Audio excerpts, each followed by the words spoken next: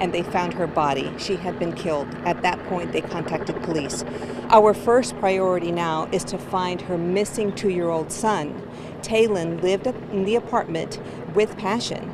He is missing. No family member has him that we can find. So even though we are investigating her murder, our first priority right now is to find Talon, and we've put out an Amber Alert, and we ask anyone with information to please contact the St. Petersburg Police Department.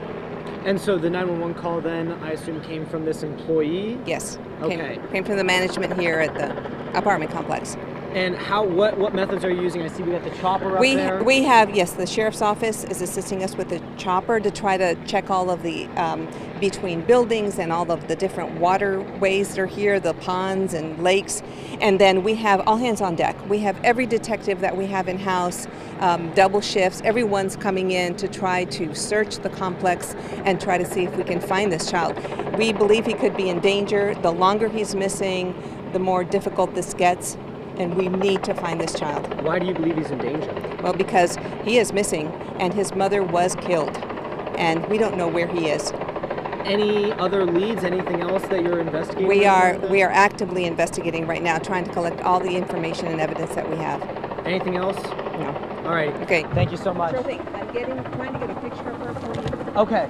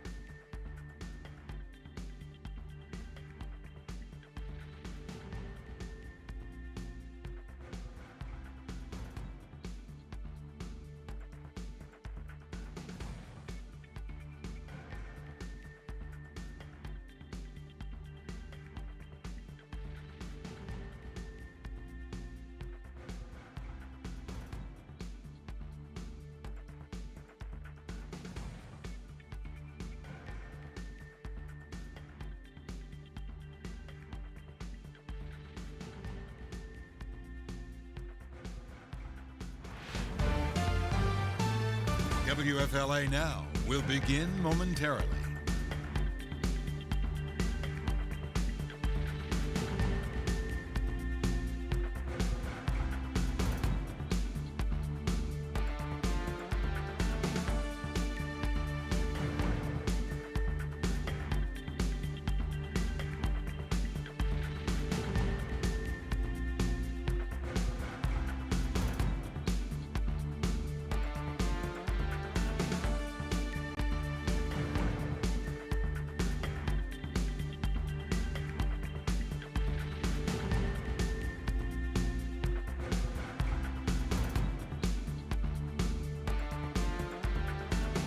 WFLA Now will begin momentarily.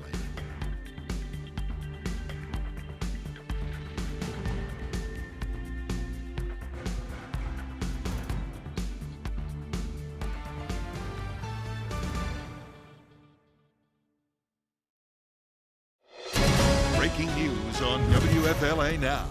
Here's JB Buno. Share to help. An Amber Alert has been issued in Pinellas County, Florida for a missing 2-year-old after St. Pete police say that a 20-year-old mother has been found dead in St. Petersburg and the 2-year-old has disappeared. The very latest on WFLA.com, the WFLA app. Hello there to you folks. JB here with you live across all platforms here on WFLA Now. Let's get right to our reporter that's joining us live from St. Pete, Trevor Sahaki. Trevor, we're getting some updates from police. This is for, let me make sure I have this right. This is for 2-year-old Taylon Mosley. We have his picture circulating here on your screen. What can you tell us? Well, JB, I just spoke with St. Pete police. They told me that this boy, it is very urgent that we find him. You see that picture on your screen like you mentioned. If you see that boy, please call police immediately. Amber Alert was just issued. I don't know, I just got it on my phone here in St. Pete. You may have gotten it on your phones out there. That has a link to everything that you need as well to help police find this kid. They are very worried. They say he is possibly in danger. Here's how it all went down. I just spoke with police, like I said. Basically, the family of this boy's mother, her name is Passion Jeffrey. She's 20 years old. The family didn't hear from her, became concerned. They ended up calling the employees at here, this Lincoln Shores apartment. They called the employees here, said they were worried about the mother. The employees went to the mother's apartment, which is right behind me. They knocked on the door, they went inside, and that's when they found her body on the floor. This boy, nowhere to be found. They immediately called 911, and that's how St. Pete police have gotten here. We literally just got here 5-10 minutes ago. The Pinellas County Sheriff has a chopper up. You might be able to hear that in the background as well. I'm actually going to get out of the way right now. As you can see behind me, the St. Petersburg police have set up their forensics unit, and you might be able to see in the distance there's a blue car with the trunk open, doors open. That is actually Passion Jeffrey's car that they are looking through, and it is her apartment on the 2nd floor. That's where the body was found. Like we said, police are looking very, very urgently for this child. Again, his name is Taylon Mosley. He just turned 2 years old, actually, back a couple weeks ago. Like I said, family got very concerned, called the apartment complex, and then the apartment complex found mom, could not find this boy. They are looking everywhere for him. St. Pete police said that they were looking through waterways, they were looking on side streets. They're bringing in extra people from extra shifts. They are doing everything they can, and they want everyone to take a look at that photo and make sure that if you do see this boy anywhere, call St. Pete police immediately. JB? Trevor Sahaki joining us from St. Pete, Florida. He just got there a short time ago. Trevor, hopefully you can spend a few more minutes with us. To our audience joining us on social media, we have live streams going now live on Facebook Live. We're also live on YouTube Live, a couple other platforms as well. On the bottom of your screen, you see Share to Help. This is news that is developing over the last half an hour, the Amber Alert. Trevor, to answer your question, I did get it here in Hillsborough County, so it is going out to at least several counties in the Tampa Bay area. Perhaps some folks can join us on Facebook Live. Tell us on Facebook Live and on YouTube Live where you are watching from, and let us know if you got the Amber Alert. But really, most importantly, folks, click on share or retweet or however you would distribute on social media so that we can help police get the word out as quickly as possible, and we'll do our part here to keep you posted. As far as when this discovery was made, Trevor, as far as the timeline here, do we have any details from police on when this all took place?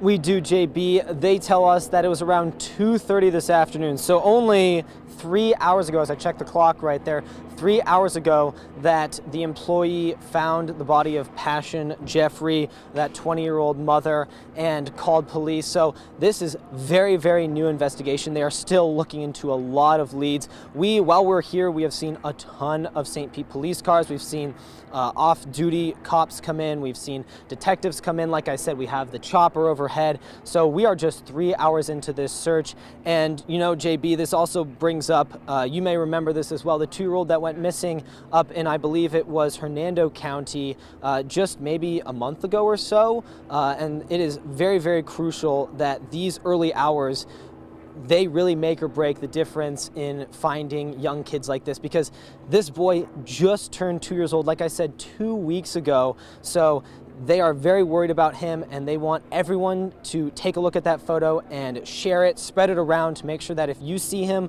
call police immediately. Trevor, do we have any idea as to how this mother died? Again, we're talking about a 20-year-old mother, and again, we have the details in the article on WFLA.com. If you're joining us here, folks, and you're looking for that article, you might see it in the comment on your screen, also in the description on this video. But as far as the mother being 20 years old, so young, obviously, that goes without saying. As far as the cause of death, have we heard anything about that at this time? No word yet on that, JB, but I think it is worth mentioning that police are very concerned about this boy. They could not express that enough to me, how worried they were, and they did say that he was possibly in danger. So I think that says enough about, you know, how this mother may have died. I don't presume to know anything. We weren't told anything about how she was killed in any way, or if it was. We really don't know how she died here, but I do know that the chief of police is on his way, and he will be speaking here shortly, so maybe he'll be able to give us some more updates.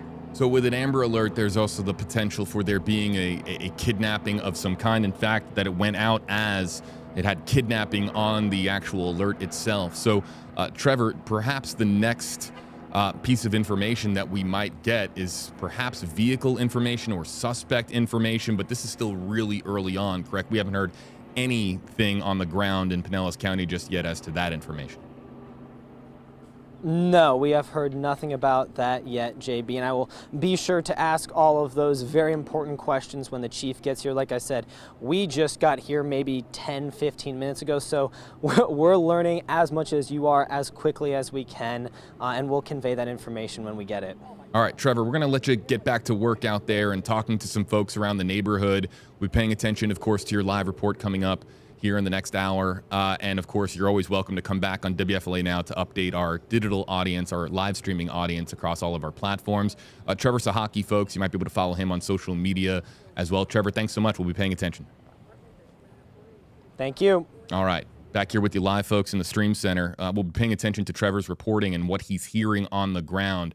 When it comes to an Amber Alert, a missing child, of course, the speed in which information comes out is so vital. It's so crucial. So the moment that we hear something about what police are looking for and how the public can help, we're going to pass along that information to you here on stream. I want to go back. I asked our live streaming audience where people were getting the Amber Alert on their phones. Technology is so important, of course, in spreading news very, very quickly. Just about everybody these days has a cell phone, so getting a Amber Alert out and pushed out to cell phones, it going out very quickly, of course, is good news as far as perhaps getting information spread fast. But where that information got spread to, we're going to find out more. I'm looking here at the YouTube comment section, and Facebook, I'll ask you guys to chime in here as well. Sonia is saying that she just got the Amber Alert in Daytona Beach. Robin is saying that she got it down in South Florida, down in Broward County. Ebonice is saying that they got the alert in Orlando, so over in Central Florida. We have, I can't pronounce that user's name, but it's Sarasota County getting the alert as well. Of course, Polk County. So a lot of different sections of the state of Florida being represented as far as the Amber Alert going out. I'll shout out a couple of others as far as where you might have gotten it. Sierra is saying that, I believe that she is saying that she got the Amber Alert in Charlotte County. Donna is saying that she got it in Sebring, Florida. Naples, according to Sharon Brown and some others commenting along here as well. As we, of course, remind our audience, we're going to do this because we're always constantly engaging a new audience when we live stream coverage. People are scrolling on their news feeds, whether it's on Facebook or whether they're finding it on YouTube, and perhaps they're just getting introduced to our coverage. This is a developing story on the Gulf Coast side of Florida in Tampa Bay, in Pinellas County, west of Tampa, in the city of St. Petersburg, where a short time ago, police discovered the body of a 20-year-old mother who mother found dead in Pinellas County in St. Pete, and her child, a 2-year-old by the name of Taylin Mosley, is now missing. An Amber Alert getting put out pretty quickly, and now we're just waiting on any update. And also, most importantly, what we're trying to do here as well is get any information that we can get out to the public as soon as possible, information that perhaps might be able to assist authorities in finding and tracking down where Taylin Mosley might be. And so this is a very active investigation. And we saw there behind Trevor that we saw the vehicle of the 20-year-old mother. The 20-year-old mother's name is Passion Jeffrey, discovered at the Lincoln Shores Apartments. That's located on 4th Street North, and that happened around, her body was not discovered by police. I said that earlier. Please allow me to correct. The body was discovered by apartment staff members. And so we have no idea as to how long Passion Jeffrey's body, how long her remains were there before they were discovered by the apartment staff. It could have been minutes. It could have been hours. For all we know, it could be days. And that also is a big piece of information, because if that does, of course, tie in to Taylin Mosley's disappearance, we don't know exactly how far police are behind the 8 ball, so to speak, when it comes to finding this 2-year-old boy safe and sound. The Amber Alert has been put out, and we're, of course, reporting here, thanks to you, our audience watching across all of our platforms, we're able to get a better idea as to how far distributed that Amber Alert is. We know it's going into Central Florida, of course, the entire Tampa Bay area. I've seen Polk County, Hernando County, Pasco County in our comment sections, but also as well Central Florida over in Orlando, on the East Coast by Daytona Beach, south in Broward County and in South Florida. So that Amber Alert going out to millions of devices in the Sunshine State over the last hour or so, and that, of course, being around commute time. So often during Amber Alerts do we, as soon after the Amber Alert goes out, and sometimes at the same time that the Amber Alert goes out, we have vehicle information. If there's any vehicle information, such as a Florida tag, it's important that we get it out, obviously, as soon as possible, but more so now in this hour because it's the commute. People might be driving home, and if that vehicle is on the road, as many eyes scanning around looking for that vehicle, it's absolutely crucial. So if we get any information on a potential vehicle, we will pass it along to you. Now, St. Pete Police, they've been putting out information on Twitter. Their last tweet came out 37 minutes ago. It's the one right here on the right side of your screen. You see there, that was the view count at the time. Hopefully, we can continue to get the shares up as much as possible, assist law enforcement. We had a story earlier on today that was where police in Arkansas were talking about media assistance and how important media assistance is when it comes to getting out information quickly with a missing person. It's absolutely vital. So all media partners in the area jumping on here to help out and spreading Taylin Mosley's picture. Now, this is the one picture that we have right now. We're hoping to get more pictures tweeted out from St. Pete Police here shortly, and we're hoping that we get some other visuals that may be of assistance to authorities as they continue their investigation. So yes, Wanda is saying on Facebook Live, we need vehicle info. As soon as we get that information, you will have it here live on stream. We run these live streams without commercial breaks so that we can stay here live with you and provide information as quickly and as urgently as possible. Here's a shot now. And actually, I want to show you, I want to go split screen because what I want to do is make sure that Taylin's picture is up the entirety of our live stream here in case people are just tuning in. But there on the left side of your screen is the apartment complex. This is a live picture from Pinellas County where we are seeing the Lincoln Shores Apartments on 4th Street North.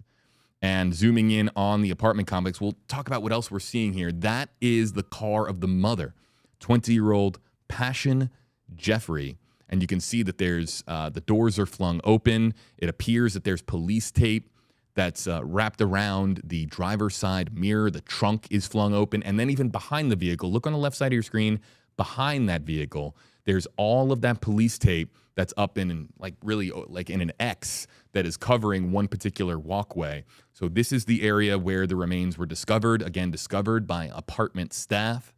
And we hope to get more information as quickly as possible so that we can share it out here live on stream. And as a reminder, so vitally important for you to click, share, or retweet, or whatever you can do as far as distributing this on social media, whether you get it from St. Pete Police, whether you get it from WFLA, another media agency or outlet in the area. It's just about spreading word as quickly as possible.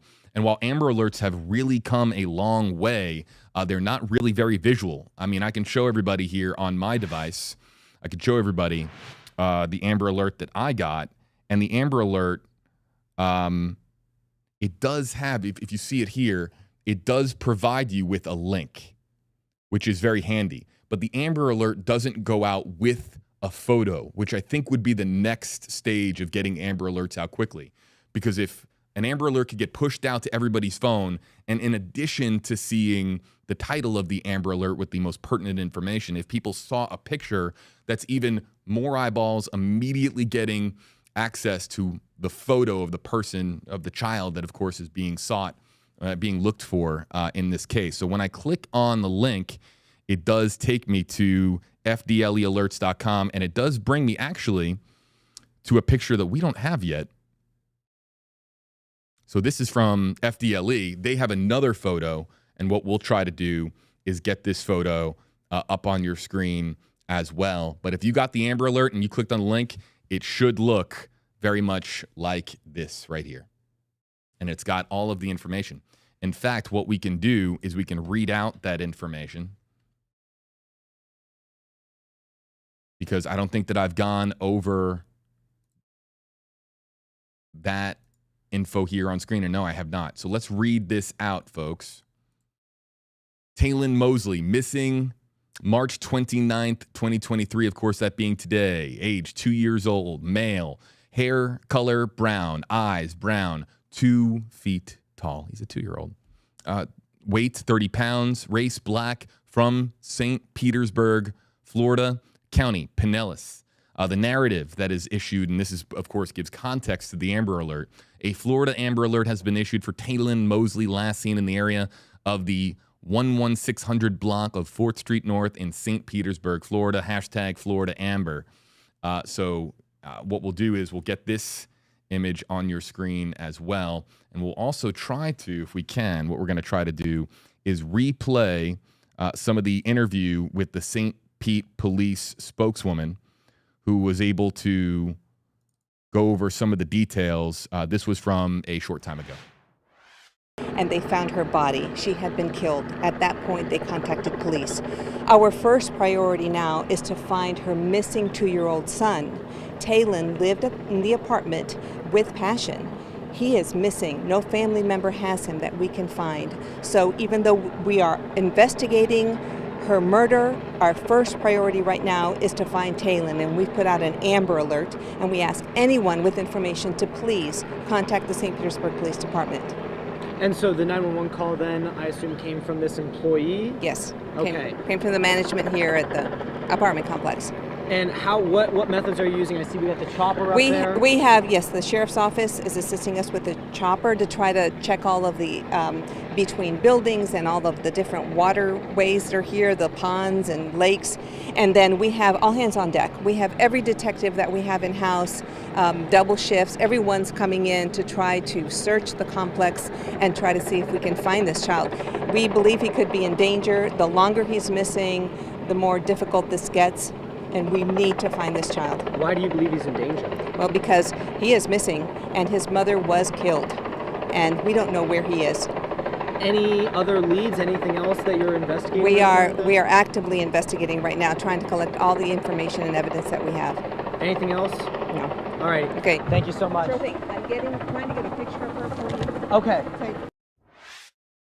So that's the latest information that we have. You see there that Share to Help is activated on your screen. We'll try to get some of these other images loaded up on your screen as well, folks, because getting as many visuals of Taylon out there as quickly as possible is so vitally important.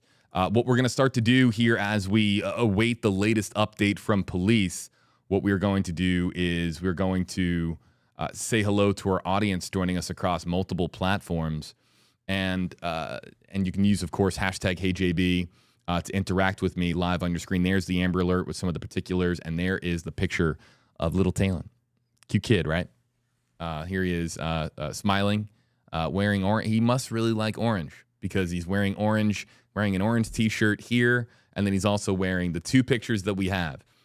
Talon is wearing orange. We can only hope that we find him as safe as sound and as quickly as possible. There you see the two images, the only two images that we have, and they appear to be relatively recent because of course we're seeing obviously kids grow up fast, right? Kids grow up so incredibly fast, and he looks relatively similar in the two photos as far as his age, and that's just a guesstimate.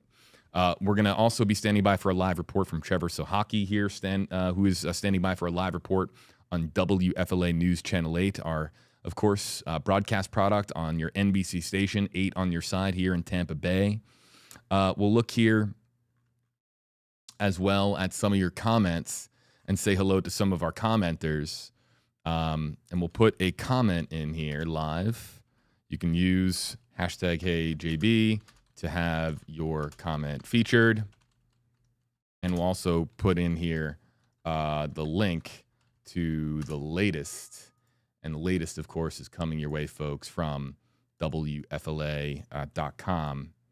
So we'll add that and make sure that that is posted in the comment section to our YouTube moderators. That's also obviously extremely important to remind our audience that they can use the hashtag if they have something to note or perhaps something about the area or anything that we can do to get out good, helpful information to people. And so I will put that here as well. We launched very quickly here, so apologies, folks, as I'm just making sure that a couple of things are taken care of.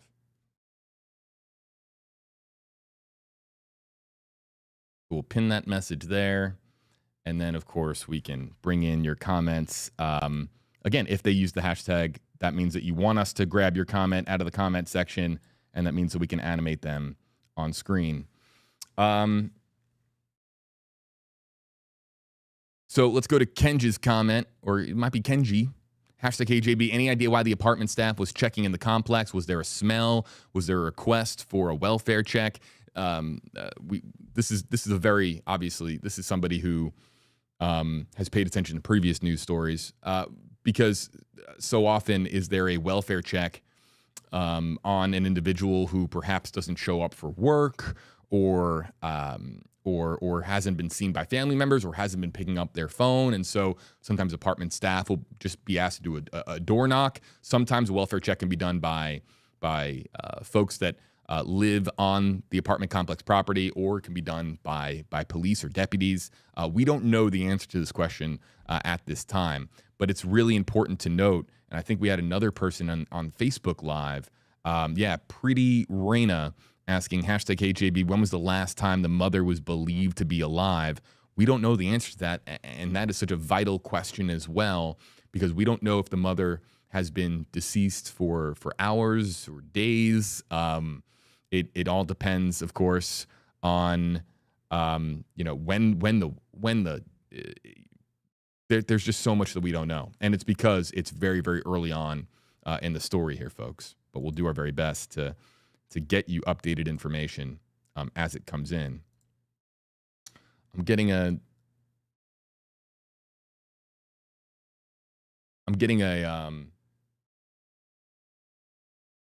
There's a lot going on at this hour as well. We're also getting major national news coming in, but we're going to stay focused here with you on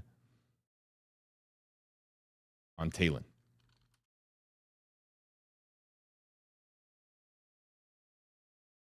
So let's go. Danielle wants to know hashtag HeyJB. Of course, this is the big question that people are asking in the comment section. So let's just get right to it.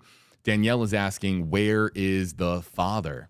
And so the father has not been mentioned so far at this stage in the story. And so, of course, by now we know that the mother, Passion Jeffrey, 20 years of age, very, very young, is deceased. And the status of the father is unknown. And Taylon Mosley, was he in the custody of his parents jointly, or was he in the custody of his mother? Was there a separated? Was there a separation that was going on? There's so much that we do not know at this stage. Of course, that's where police are going to begin.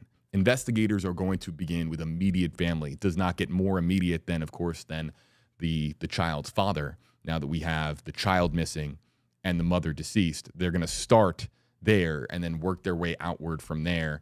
And anything that they can use, whether it's a Ring doorbell camera, whether it's surveillance video from the apartment complex, anything that they can get their hands on, they're going to use. And really, time is of the essence. Every minute counts. Every second counts when we're talking about an Amber Alert. Investigators know this. We in the media know it. You watching wherever you're watching from likely know that as well. So it's a very urgent situation right now in St. Pete. Let's go to Trevor Sahaki and listen in. He just turned 2 years old, very young. They're very concerned. They've had a chopper up and around here looking for him in all the various waterways and all of that. So if you do see him, please call police. I'm going to show you the scene behind me right now. As you can tell, forensics are here in that blue car that you see in the distance with all the doors open. That is the mother's car, the mother of this boy. Her name is Passion Jeffrey. She's 20 years old, and she was found dead in this apartment here in the Lincoln Shores apartment. We spoke with St. Pete Police earlier about what happened exactly. Take a listen.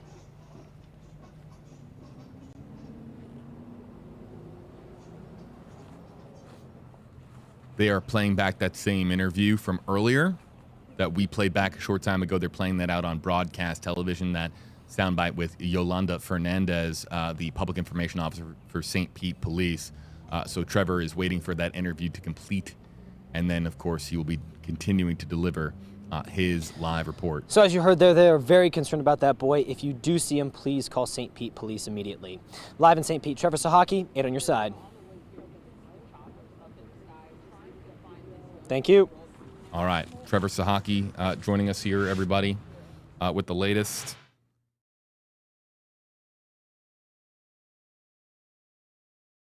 And we'll stay here with you live, folks. Obviously, there's major news elsewhere going on at the same time. And I want to make sure that I do have this here from multiple reports that a grand jury has voted to indict the 45th president of the United States, Donald Trump. That is another news story that we're monitoring right now in the WFLA newsroom. Of course, just about every newsroom in the country and on the planet, I'm sure, is monitoring that news at the moment. I'm going to do my very best here to stay with you on the Amber Alert. There's a missing 2-year-old boy right now, and of course, time is of the essence as far as getting information out as quickly as possible to as many people as possible. But I owe it to you, of course, our audience, to tell you that we are also following a developing story, breaking news with national, of course, implications, that being former President Donald Trump being indicted, a grand jury voting to indict Donald J. Trump. Of course, the very latest on that story on WFLA.com, the WFLA app. Let's get back to some of the questions that are coming in across our social media platforms. Georgito wants to know, #KJB, I have a question. Is there anything that we know about the relatives or anything about the other apartments or even in her apartment? And no, I hope that we can get Trevor back on here because he's on the ground and might be able to provide us with some additional information and also just kind of give us an idea. Sometimes when I've been the reporter that's standing out there at the apartment complex, you'll run into people and you'll talk to people and you'll say, hey, did you know the woman who lived here? Did you see this boy walking around a lot?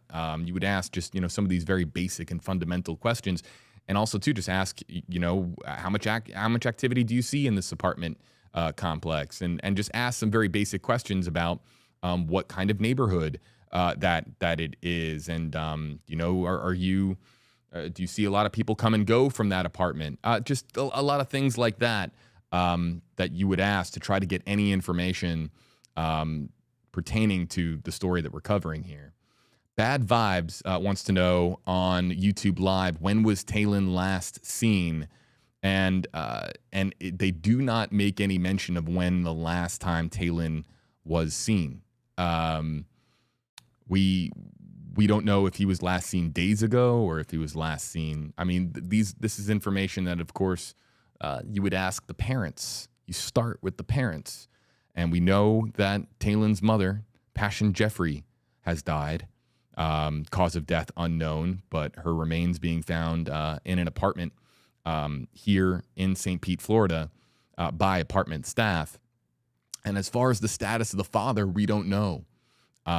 We also don't know if Taylin had any siblings, or if he was, or if we're talking about an only child situation. Now, let's go back now live to the scene. This is Yolanda Fernandez, and she is the St. Pete's spokesperson. And so when she emerges, she might have pertinent information. So we're keeping a close eye on her because she's going to be giving us the very latest, whether it's being on the lookout for a particular person or vehicle. So we'll stay with her here and see if we can monitor if she's going to step in front of a microphone and do any additional interviews, because she very well might have an update.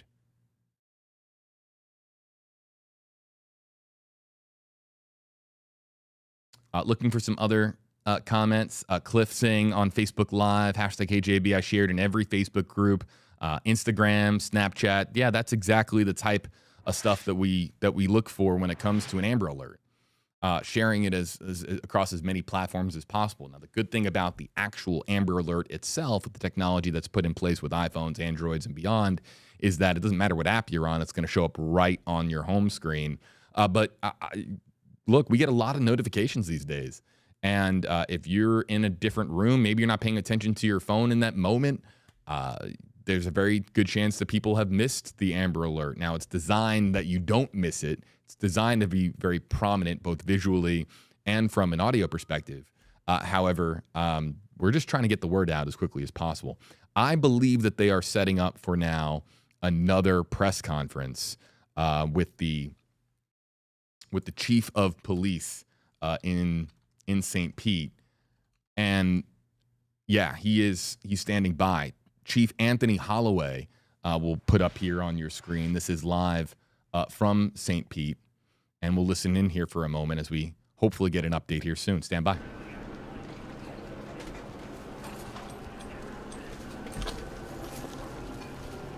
Stand by, folks. We're going to move over to Eagle 8 HD that has just launched and in the air.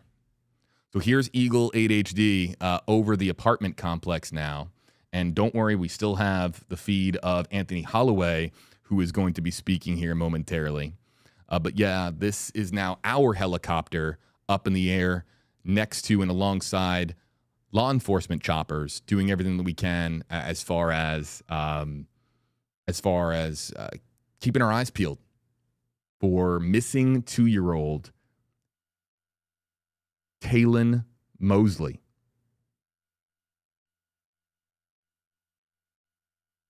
Stand by for an update.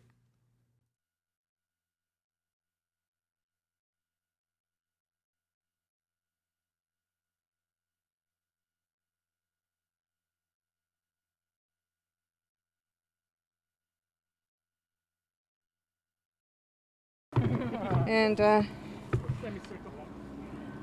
right.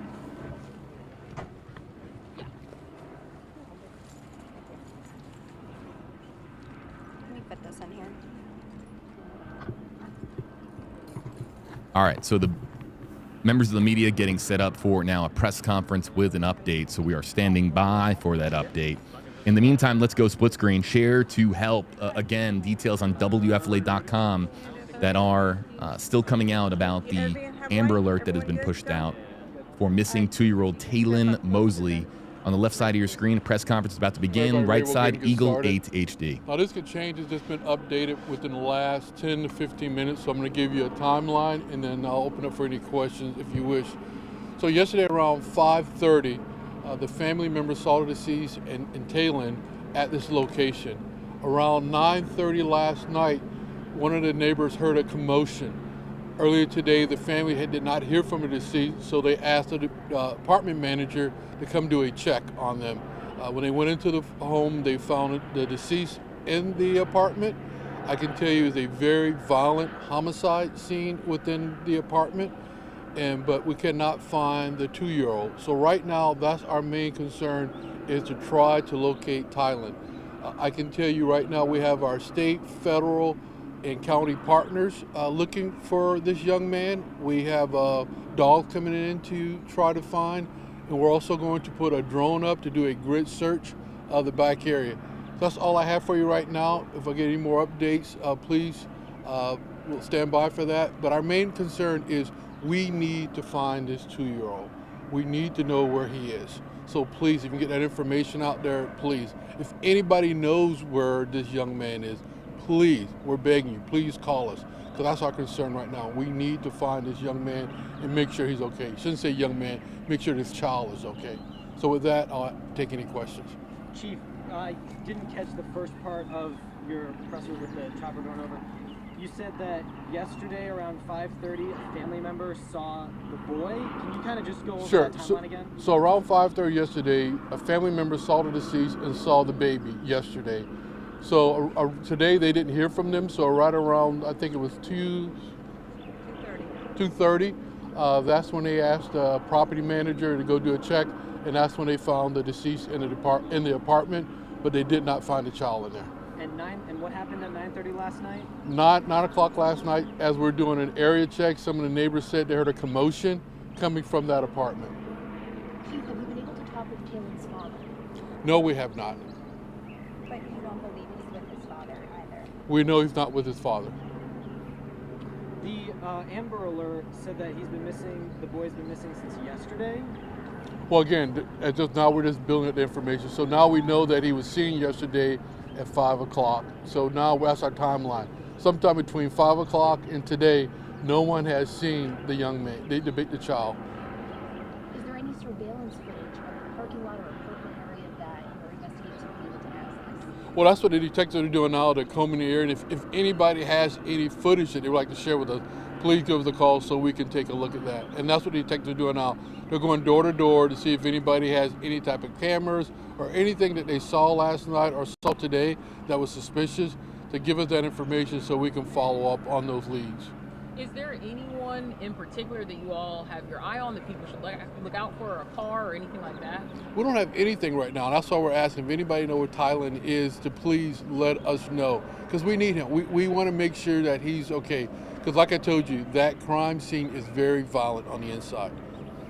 Is there any indication from the crime scene that Taylor may have been hurt or injured already? Don't know, and that's why we're trying to find him. Can you say how the victim died? Like, was it gunshot wounds or? Right now, because it's still under investigation, that's what we're going to get out there. Are you able to speak to where in her apartment she was found dead? I'll just say in the apartment, that's where she was found. Do you know how many people lived in the apartment? Right now, we're just assuming just on the lease with just the mom and the child. Is that blue car the mother's car? Yes, it is. Can you speak to the urgency of this investigation right now? It's very urgent. Like I told you, it's all hands on deck right now. We're calling our detectives in. Again, we have our county, state, and federal partners that are assisting because we want to find Tylen. That's our main goal right now. The homicide scene, we will work that, but right now we want to bring this child home. If somebody has him, is there a message you have for that person? Yes, please. If you have this child, please call us. Let us know that this child is safe, because that's our main concern right now. We're not looking to charge anyone. We just want to know where this child is right now to make sure that he is safe. And to speak to how much you guys are up against your radius for searching for him right now. I'm sorry, I can't hear you. The helicopter. No worries. As far as speaking to the seriousness and what you're up against, your radius for searching for him right now spans probably infinitely as far as where he could be. That is correct, because again, the last time he was seen was yesterday at 5 o'clock in the afternoon. So he could be anywhere, and that's what we're trying to find out. Where is he? Does the delay make it a challenge that this commotion was heard at 9:30 last night and she was found today at 2:30? Yes, again, that's the timeline that we're working with right now. So we don't know if Tylen was there at around 9 o'clock, We just know there was a commotion in that apartment. No one called police. They just said that's what they heard last night. And again, you all say you haven't spoken to Taylor's father, but you know that he does not have the child. That is correct. Okay, thank you. Thank you. Thank you, Chief. Police Chief Anthony Holloway giving us a lot more information than we had just a few minutes ago. JB here with you live, folks, on WFLA Now across all platforms here. Share to help is what you see on the bottom of your screen. We are, of course, encouraging folks to share this out on social media. These images right here on the right side of your screen of Taylon Mosley, 2 years old, missing out of St. Pete. So missing since yesterday. I want to clarify, missing since yesterday. And so let's go over the timeline here once again. 5:30 was the last time that Taylon and his mother, that is Passion Jeffrey, 20 years old, who is now deceased, last time that they were seen alive was 5:30 yesterday. 9:30 last night at the apartment complex, some kind of a loud commotion was heard. And then, of course, that prompting the check today at 2:30, at which time apartment staff members found Passion Jeffrey dead. The exact words that were used there by Anthony Holloway, Chief Holloway, was that it was a very violent homicide, a very violent homicide scene. And so clearly, there has a lot that has transpired over the last 24 hours at this apartment complex. But as you heard Chief Holloway just say there just a moment ago, top priority right now is finding Taylon Mosley. And then, of course, they will continuously work the crime scene as far as that homicide scene at the apartment there in St. Pete, Florida. Let's bring in Trevor Sahaki, who's joining us there on the right side of your screen. Trevor, good to have you back. We heard you asking questions there during the press conference to Chief Holloway, and we're getting new information at this hour. That's right, JB, as your viewers may have heard during that press conference, but I'll just recap again. The priority here is finding this boy, finding Taylon, making sure that he is okay. So young, just turned 2 years old. They want to make sure that he is safe. As the chief mentioned, I'm going to look at my notes to make sure I got this timeline right. Yesterday around 5 o'clock, family members saw both mother and child together, both safe and sound. Then around 9 o'clock last night, neighbors heard some kind of commotion. They heard a noise at the apartment complex. And then around 2:30 today, as we mentioned earlier, maybe 15 to 30 minutes ago, just with you on WFLA Now, that's when family called the employees here and said, hey, we haven't heard from neither mother nor child. Can you please do a welfare check? That's when they found the mother's body. As you heard the chief say, he said it was a very violent homicide scene. Couldn't say exactly how mother had died in the first place, but he did stress how violent that homicide scene was, which probably adds to the urgency of finding the boy. They did say that the boy, and there's no indication whether he is injured or not. They're not sure about the boy's status, but they are doing everything they can to find him. They did say that though they haven't been in contact with the boy's father, the father is not a person of interest here. He does not have the child whatsoever. And detectives right now are just going door to door in this apartment complex trying to see if anyone has maybe ring camera footage or some kind of surveillance camera that might help them solve this mystery of where everyone is. And they also said that they have dogs coming in. They have a drone that's going to be coming in doing a grid search. As we've said before, they have a chopper that you might have been able to hear during that press conference, just trying to figure out, searching the entire area. Really, no place in Pinellas County, probably even Pinellas County and the adjoining Hillsborough County, are off limits right now to this search. JB? Trevor Sahaki reporting for us. Trevor, extremely concerning that we're hearing more about the death of 20-year-old Passion Jeffrey, hearing as well that it was a very violent homicide, and that's why, of course, we have the crime scene tape up behind you, and they are blocking off any access from the public or from the media. So we're dealing here with really Passion Jeffrey's death, but at the same time, her child is missing. Do you see any family members around you, or it would be difficult for us, obviously, to identify any family members, but do you see anybody communicating with law enforcement? Because people have been asking in our comment section about where's the father, but now, of course, the question is going to be other members of the family. Are they around, and do they live nearby? Is there anything that you can report from your vantage point? Yes, so in response to those questions of where the father is, police have not been in contact with him, but they know the boy is not with the father. I'm going to say that again to make sure everyone hears me correctly. The boy is not with the father. Police did not give any more details as to where the father is or what the father is doing, but they did say not with the father. We don't know if any family is here or is in contact with the police. I actually did speak with a neighbor just maybe 15 minutes ago or so and asked him, do you see this here very often? He said that he's been living here for 4 years and he has never seen anything like this. He saw the Amber Alert on his phone like all of us did as he was driving home from work and saw that it was his own apartment complex, and he was just stunned. He didn't know what to say when he saw that it was his own apartment complex. Nothing like that ever happens here. And then he drives in and he sees all this media presence, all of this police presence, just absolutely stunned. Neighbors, we can safely say, are definitely shocked at what has transpired here over the last 24 hours. Trevor, so often in the aftermath of Amber Alerts, we hear about there being a call to action that goes beyond just looking for the missing person. That could be looking for a secondary person, such as a person of interest or a suspect, or looking for a vehicle, or even sometimes putting out a call to action in a different region of the country.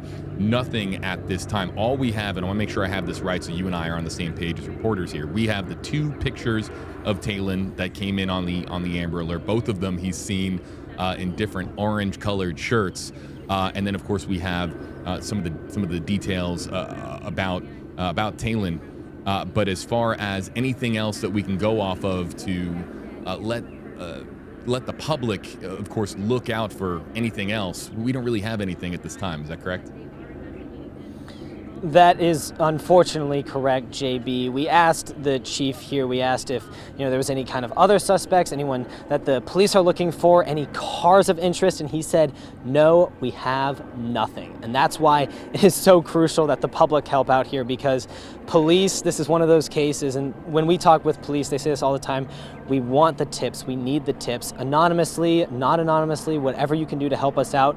We are in the early hours of this investigation, and they are doing the best that they can to get as much information as possible, but they are running on very little information, so they are desperately asking people for help and trying to figure out, what is this, where can we find a suspect, is there any kind of car, because like you said, they're running up dry on a lot of fronts right now. Trevor Sahaki reporting for us on the ground in Pinellas County, Florida. Trevor, I'll let you get back to it and let you know that stay in touch with me. I'll be looking at my phone here. You and I have been texting back and forth. And if anything new pops up as far as a press conference or new images that are put out, any details whatsoever, I'll be checking my phone because we have an audience here that is obviously extremely concerned for Talon's well-being, and hopefully we can provide something here on this live stream as far as an update. We just had the update from Chief Holloway. Before I let you go, they didn't mention there's no next press conference, right? Or no time frame for the next update from the PIO or from the police chief, correct? That is correct, JB. I don't want to say that there's going to be another press conference, but typically in these kind of situations, especially as it gets darker, they usually do put out some kind of update saying how they're going to search for this boy, because I'd be willing to bet, and I think you would agree with me here, that they are going to search throughout the night, whether it be using thermal cameras, on choppers, whatever it might be, that they are going to keep searching until they find him. I did want to mention one more thing. We did also obtain a photo of Passion. I don't know if you've received that photo, JB, and are able to share it with your audience there, but maybe if you can put that in the comments or put that up on the screen, just so people know, this was a life lost here, and it's important that we, remember her and continue to look for her son and hopefully get justice for both of them.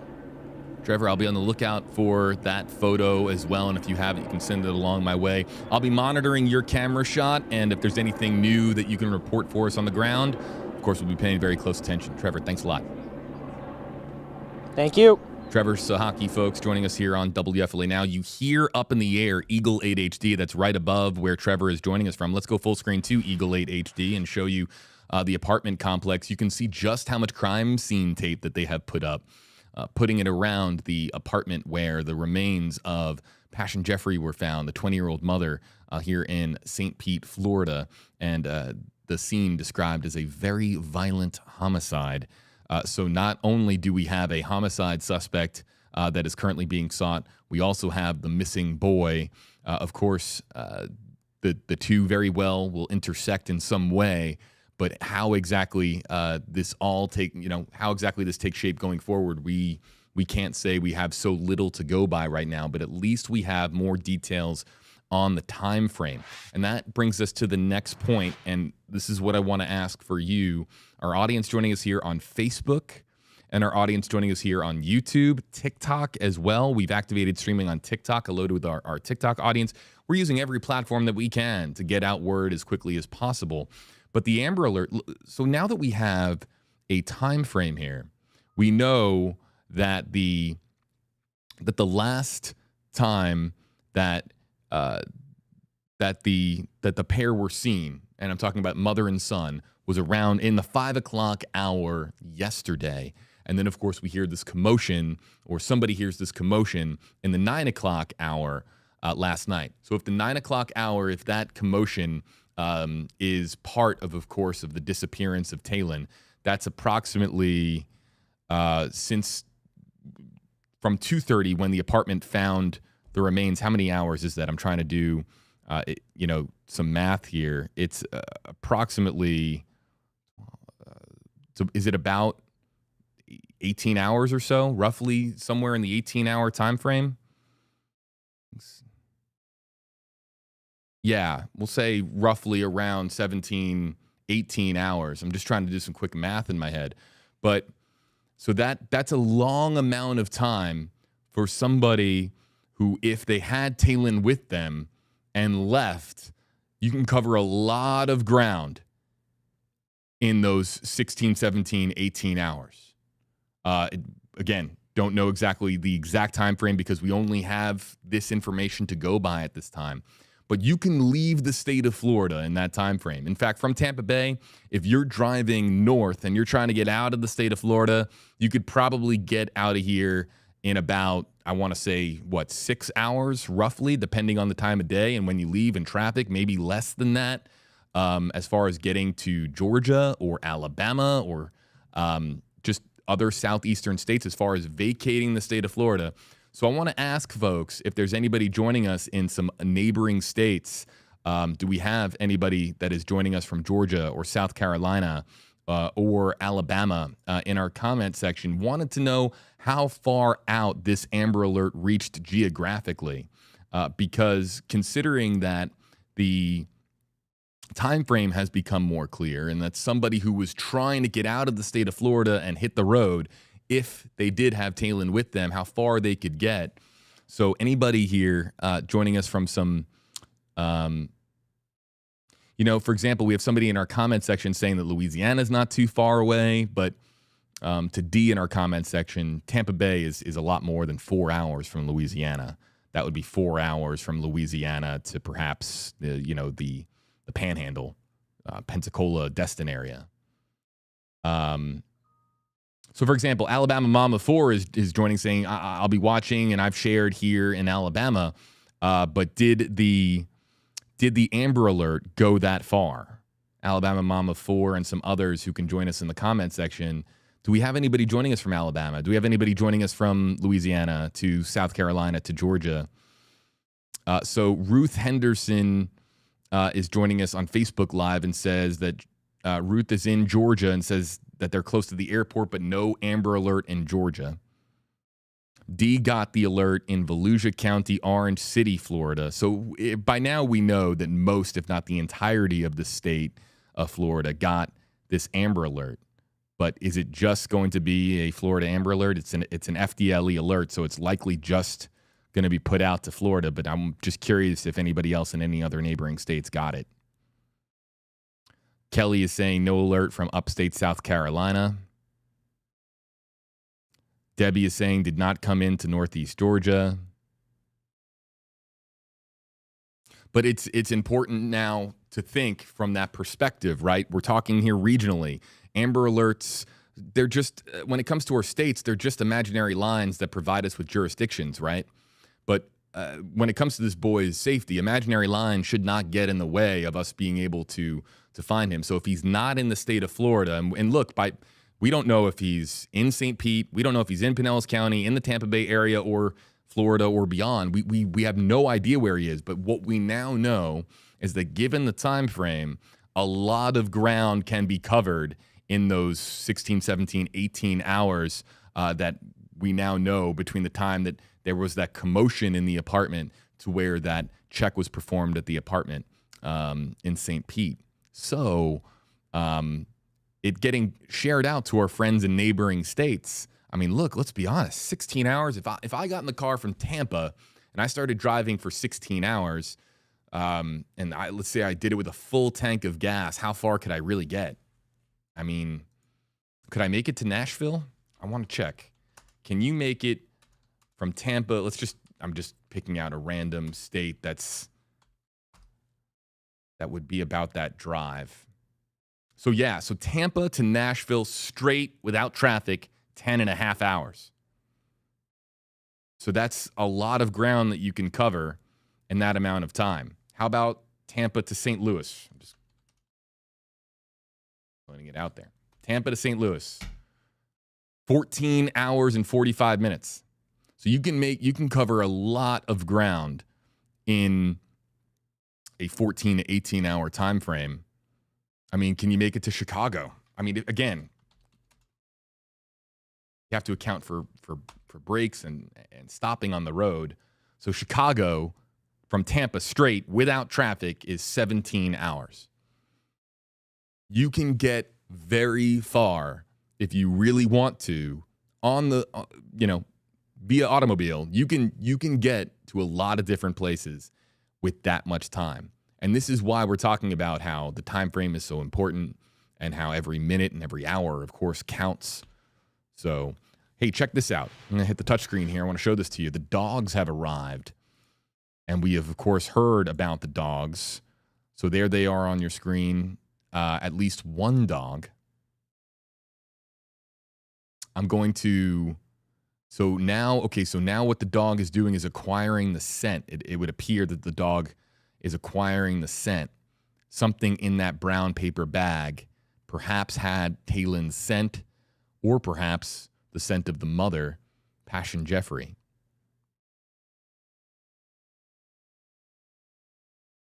Anybody want to help? This is, again, where having our interactive audience helps. That dog, I'm trying to get a breed. Anybody catch which breed of dog we're talking about here? Canines, of course, when you're talking about our four-legged friends that help out law enforcement, they come in various different breeds. We've seen different breeds.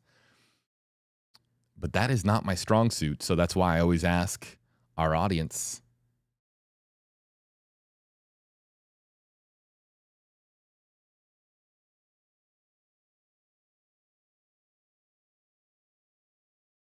As we're looking in here live at some of this is one of our camera crews. This is actually Trevor's camera crew. A lot of folks are saying that the breed of the dog is bloodhound. I'm seeing bloodhound. Somebody said in our comment section it could be a bloodhound or a beagle mix of some kind. But most people are saying, like Love for Coffee is saying, bloodhound. So at least one dog on the ground. And again, when you hear Chief Holloway talking about how it's all hands on deck, all paws on deck, everything that the department can use at their disposal. And then, of course, you have FDLE's involvement with their missing alert here that was put out. I read this earlier, by the way. Apologies to our audience. I thought today was the 29th. Today's the 30th. It's March 30th, 2023. Days go by very quickly in our industry. And of course, we're also following breaking news. And I have to, again, while we're very focused right now on the missing 2-year-old Taylin Mosley out of Tampa Bay, Florida, we are also following a bit of significant national news. The 45th president of the United States, Donald J. Trump, a grand jury has voted to indict Donald J. Trump. And we have details on that story on WFLA.com.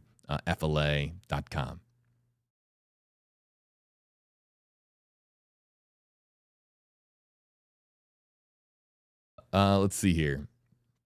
Natalie says on Facebook Live, hashtag HJB, will they do a nationwide alert? Amber alerts are mostly done starting at the most local or state level, and then perhaps can extend regionally if needed. Would a nationwide Amber Alert get put out? I don't think that nationwide Amber Alerts really are utilized. And I'm just talking about even the means to put out a nationwide alert. It's really just going to begin with, of course, the jurisdiction where the missing person went missing from, and then of course it will extend from there. So could an alert get put out beyond the state of Florida? Absolutely. However, that's something that will follow if we hear about the Amber Alert getting pushed out to any other states other than the Sunshine State. And so saying hello to our comment section. Let's say hello to folks on the WFLA JB TikTok page. Again, we're just trying to get this live stream out to as many places as possible. Angie is asking on TikTok, what was the mother's name again? That's Passion Jeffrey. Passion Jeffrey, spelled P-A-S-H-U-N. Jeffrey. I think common spelling for Jeffrey. And yeah, and folks sharing in a lot of different places. We don't care what platform you share on. If it's a platform that people use, we want to be on it.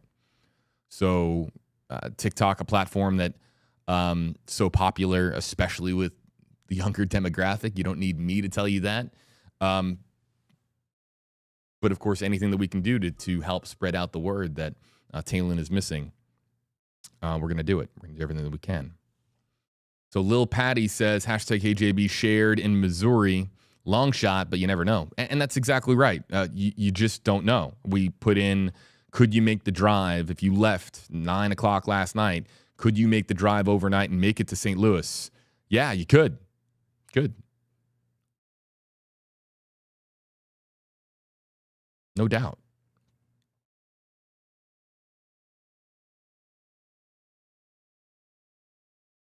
Bad Vibes says, hashtag HJB, is there evidence that he is dead or not? There's no evidence at this time that any harm has come to Taylon. And I'm an optimistic person. People that watch me on stream know that I'm always trying to take the optimistic approach. And Taylon is... I envision it, of course, as Taylon is alive, and we are going to do everything that we can to get the word out as quickly as possible, assist law enforcement getting out details, and hopefully that he is returned back to Tampa, Florida, or to St. Pete, Florida, safe and sound. Indiana. Oh, see there? Indiana. See, I should have picked up on that. You can get to Indianapolis in 14 hours. Hashtag HeyJB. Yeah, you can.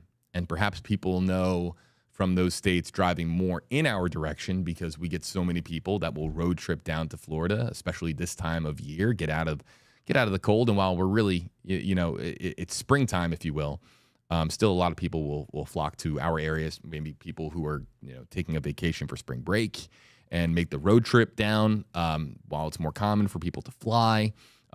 People will hop in their cars and drive down here. So it's not out of the ordinary for somebody to make the drive from Indianapolis or Chicago or Nashville or St. Louis and make the drive to a place like Tampa Bay, Florida.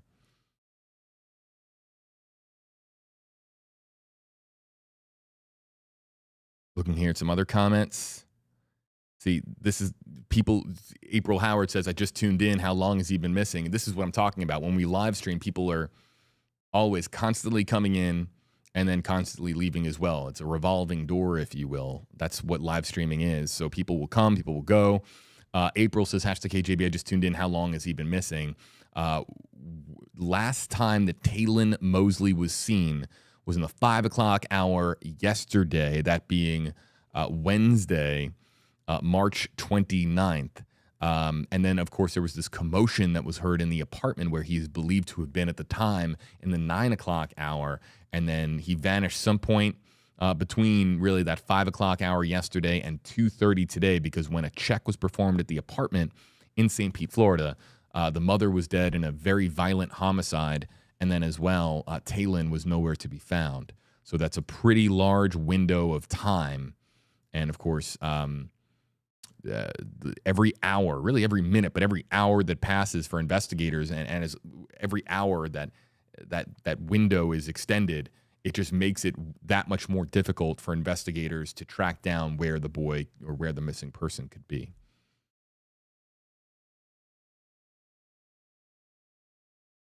People joining us internationally. Diane is saying, #KJB sending love from Scotland, praying that little Taylon is found safe. Us as well.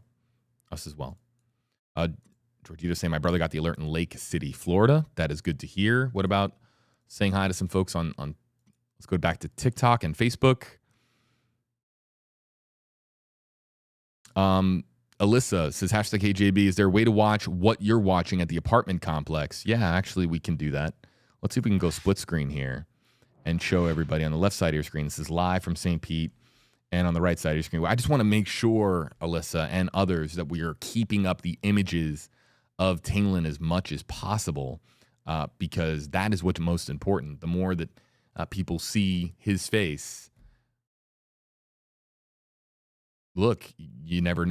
We're talking about people potentially on the road and hitting up a road stop. Gas stations, you have no idea where it could be. And if you see somebody traveling and you see a boy that matches this description and says, wow, I just saw a picture or a video live stream of this child, that's you'd be surprised, folks, at how often that type of information gets spread and contributes to tips coming in. So keeping his image up as much as possible is so vitally important. But yes, we can go split screen, Alyssa. On the left side of your screen is a live picture from the apartment complex. And again, let me read the address here. It's the Lincoln Shores Apartments, and it's located on 4th Street North in St. Petersburg, Florida.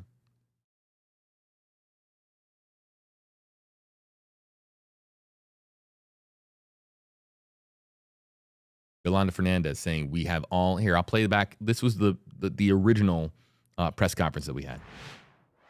And they found her body. She had been killed. At that point, they contacted police. Our first priority now is to find her missing 2-year-old son.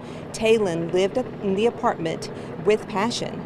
He is missing. No family member has him that we can find. So even though we are investigating her murder, our first priority right now is to find Taylon, and we've put out an Amber Alert, and we ask anyone with information to please contact the St. Petersburg Police Department. And so the 911 call then, I assume, came from this employee? Yes. Okay. Came from the management here at the apartment complex. And what methods are you using? I see we got the chopper up there. We have, yes, the sheriff's office is assisting us with the chopper to try to check all of the between buildings and all of the different waterways that are here, the ponds and lakes. And then we have all hands on deck. We have every detective that we have in-house, double shifts. Everyone's coming in to try to search the complex and try to see if we can find this child. We believe he could be in danger. The longer he's missing, the more difficult this gets. And we need to find this child. Why do you believe he's in danger? Well, because he is missing, and his mother was killed, and we don't know where he is. Any other leads? Anything else that you're investigating? We are actively investigating right now, trying to collect all the information and evidence that we have. Anything else? No. All right. Okay. Thank you so much. Sure thing. I'm trying to get a picture of her for you. Okay. Also, trying to keep our eyes peeled for, Trevor mentioned a picture of Passion Jeffrey, and let's see if we can get that picture. Oh, I have it here. I have it here on my screen here, folks. Okay, I'm going to try to get this on screen, but in the meantime, Trevor just passed me this image, and there is 20-year-old Passion Jeffrey wearing a Hot Wheels t-shirt, and you know, it might be that same apartment complex. No, actually, there's some signage here. And I can look up where this picture was taken because there's some signage for a local business. This picture was taken on 62nd Avenue South. 62nd Avenue South in St. Pete, Florida. So allow me to just do some searching here, folks, because I want to see. Okay, wow, because the complete other side of St. Pete. So 20 minutes away. So this picture, for what it's worth, it doesn't provide us with too much value, but this picture was taken all the way down, really by the intersection of MLK and 62nd Avenue South, based on the signage that is in this photo. And we're talking about the southern end of Pinellas County. The Lincoln Shores Apartments are located. We're talking on right by Gandy. I mean, we're talking about right by I-275 and by the Howard Franklin Bridge. So, again, doesn't really tell us too much, but this is what we do when we're looking up information and checking on new things that come in. But let me show this here one more time.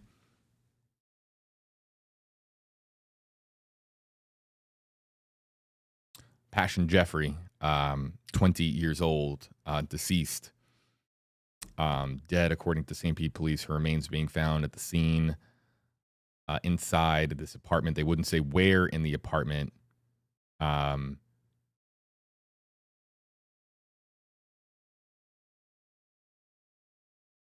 But in a very violent homicide. Now, here's another thing to note. Now, in this picture, look at the name here on Passion's shirt. Hold on, I'm trying to zoom in here, folks, so you guys can see it as best I can. And so I'm trying to improvise here. But you'll see Passion, and then hopefully everybody can see the name.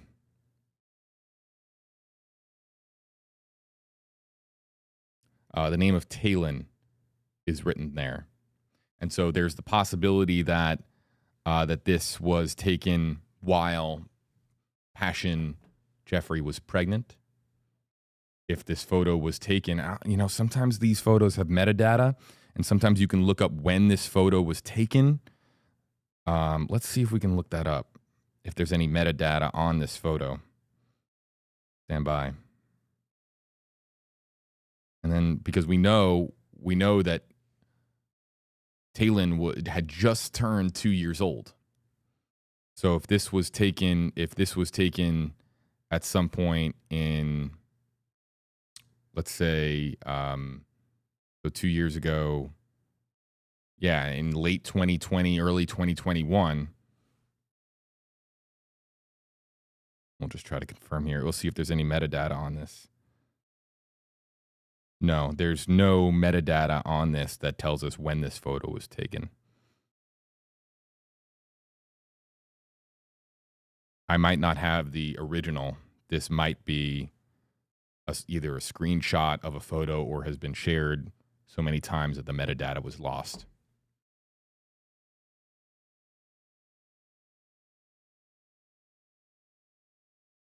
So we're here live, awaiting an update. Let's go back live to the split screen because I know that people want to see a live image.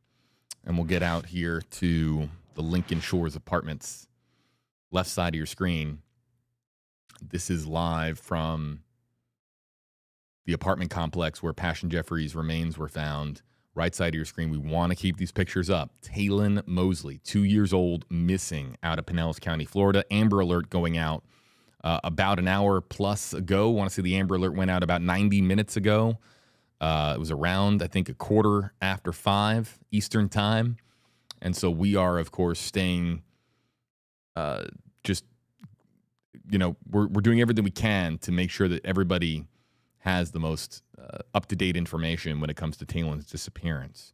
I'm going to be stepping away from the microphone for a short time to communicate with our team, see exactly what the latest is as far as the Actually, now here comes Yolanda. I don't want to leave the stream center here if they're about to give an update. So that was Yolanda Fernandez, who is the spokeswoman for St. Pete Police. And if she is about to give an update of some kind, I want to make sure that I'm here. So I'll stay for a little bit longer, but I do need to step away from the microphone at some point to communicate with our team.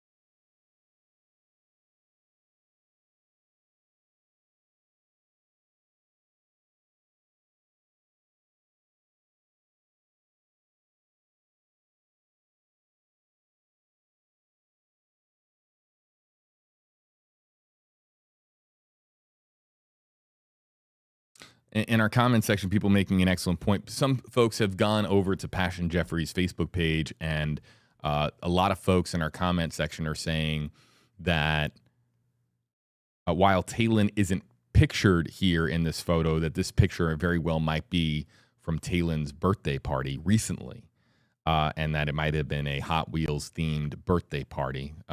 Thanks to our commenters for passing along that information.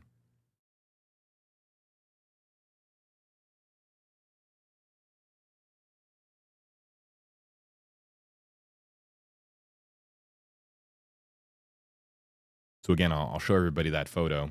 So this is not believed to be from years ago. This is believed to be possibly, according to social media history, this is believed to be more recently, perhaps as recent as the second birthday for Taylen. And there's the picture of Passion. And then, of course, the picture includes Passion wearing a Hot Wheels t-shirt with Taylen written on it, which might have been a themed birthday shirt. Again, staying with you here live, folks. So I'm going to be stepping away from the microphone, but I'm going to be keeping a very close eye on the feed here so that if we need to bring up audio full, we will do so. And so that you can listen in for any updates live on the left side of your screen from St. Pete, Florida. On the right side of your screen, pictures of Taylen Mosey, missing 2-year-old out of Pinellas County. I'll be back within the next minute or two with the latest. I'm going to communicate with our team. I'll be back here in just a moment on WFLA Now.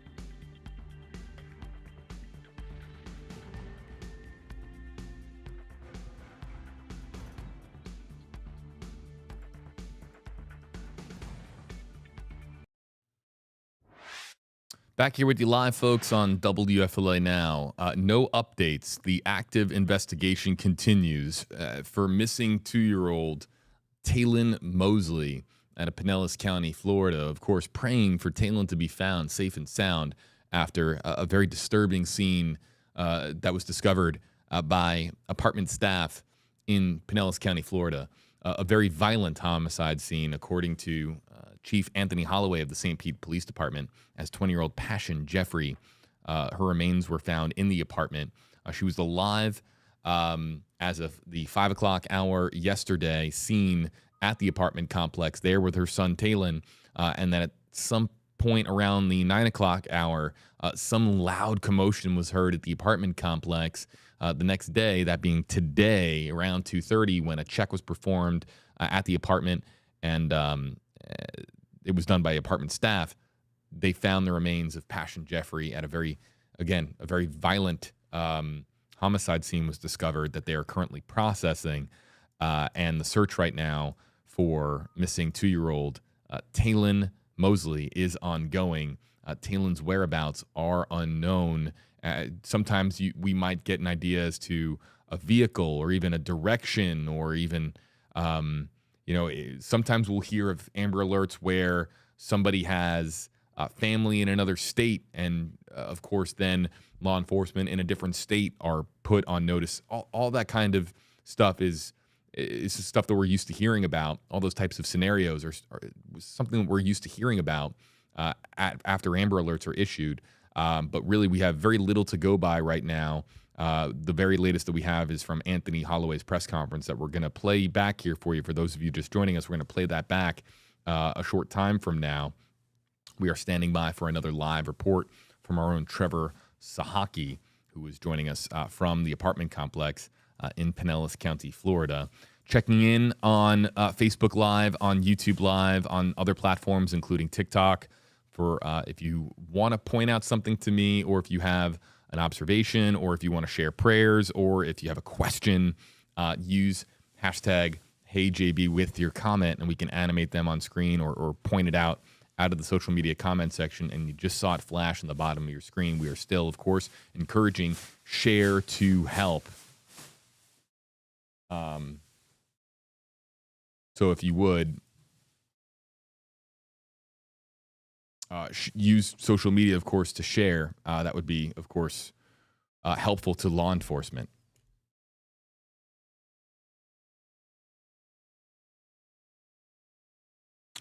Trevor is standing by for that live report. We'll have that coming up here next.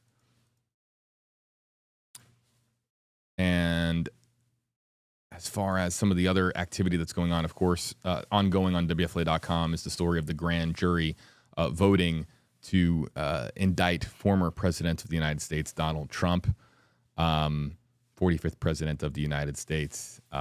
News that is earning all different types of reaction across the aisle.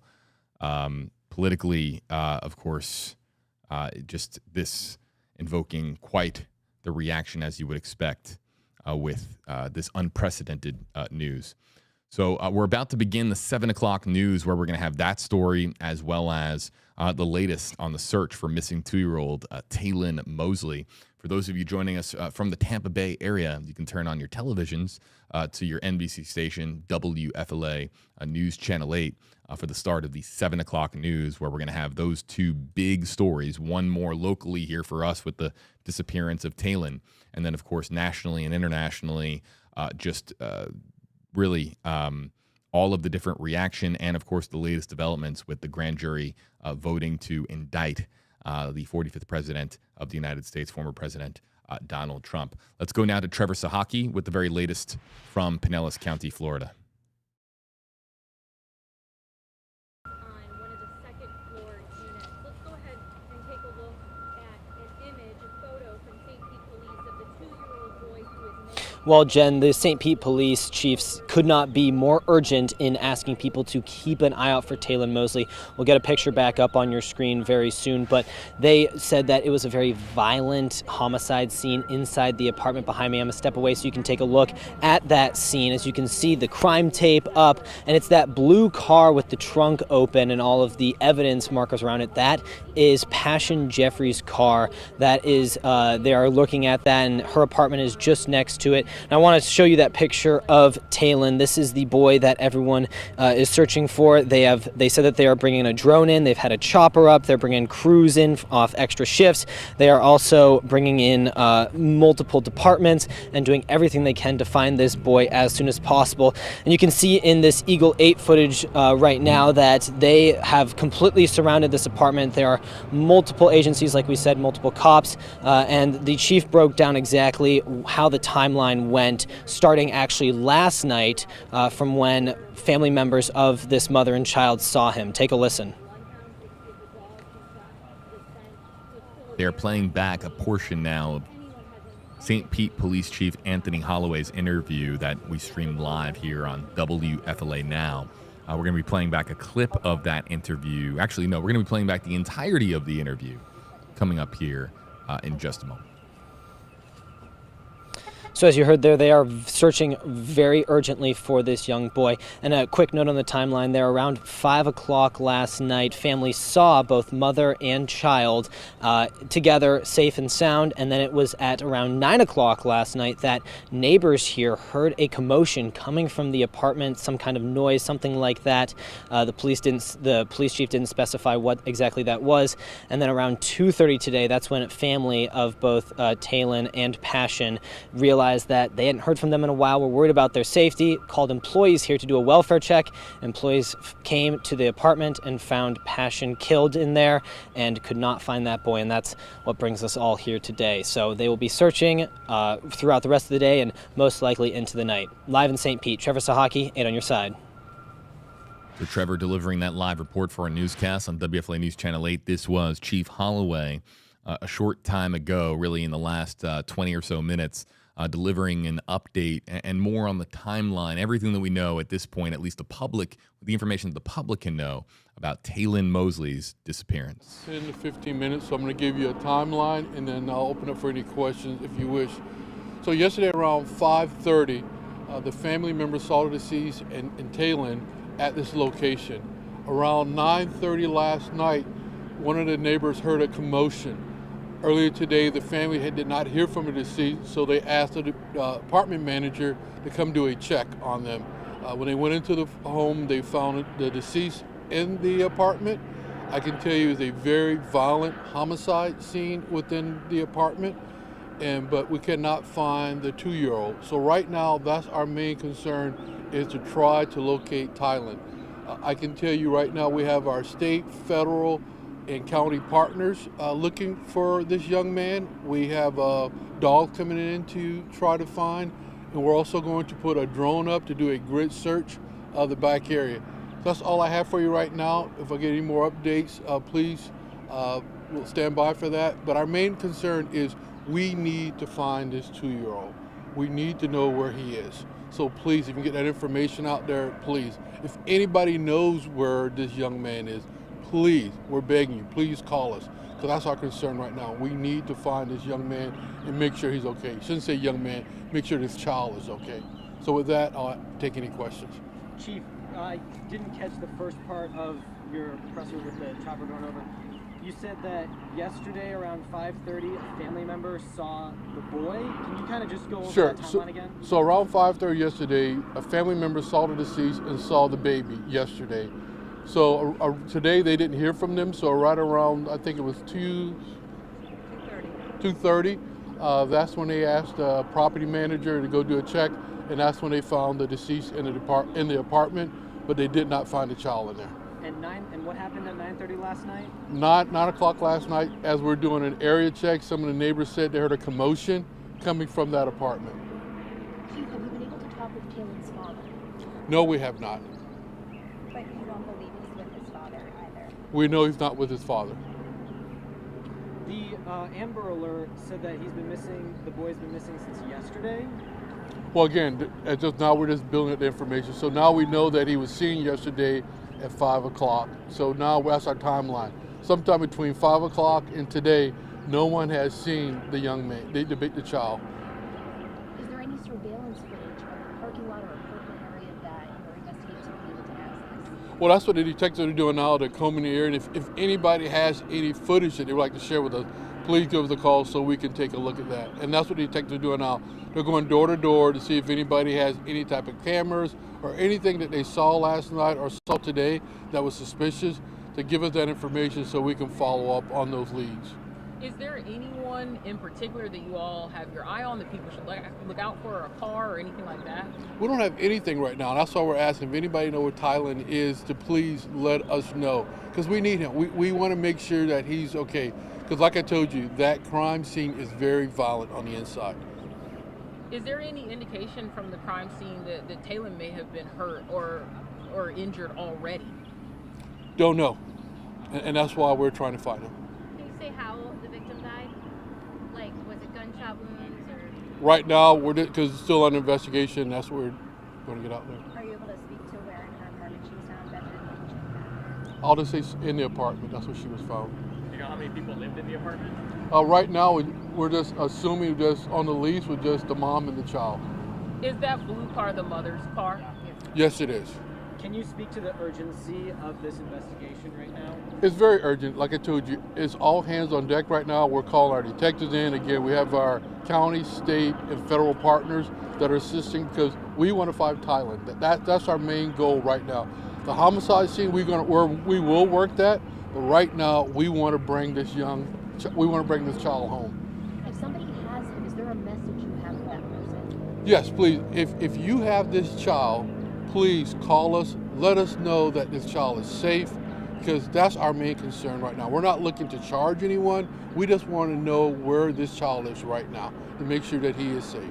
And to speak to how much you guys are up against your radius for searching for him right now. I'm sorry, I can't hear you, the helicopter. No worries. As far as speaking to the seriousness and what you're up against, your radius for searching for him right now spans probably infinitely as far as where he could be.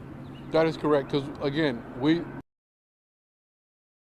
10 to 15 minutes Of this investigation right now? It's very urgent. Like I told you, it's all hands on deck right now. We're calling our detectives in. Again, we have our county, state, and federal partners that are assisting because we want to find Tylen. That's our main goal right now.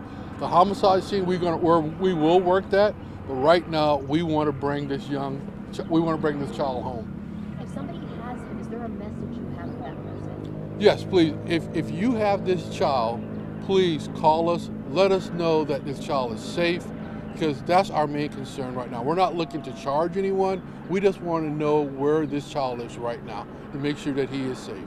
And to speak to how much you guys are up against your radius for searching for him right now. I'm sorry, I can't hear you, the helicopter. No worries. As far as speaking to the seriousness and what you're up against, your radius for searching for him right now spans probably infinitely as far as where he could be. That is correct, because again, the last time he was seen was yesterday at 5 o'clock in the afternoon. So he could be anywhere, and that's what we're trying to find out. Where is he? Does the delay make it a challenge that this commotion was heard at 9:30 last night and she was found today at 2:30? Yes, again, that's the timeline that we're working with right now. So we don't know if Tylen was there at around 9 o'clock. We just know there was a commotion in that apartment.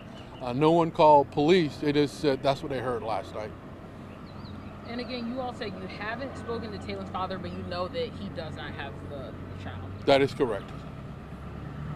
Okay, thank you. Thank you. Thank you, Chief.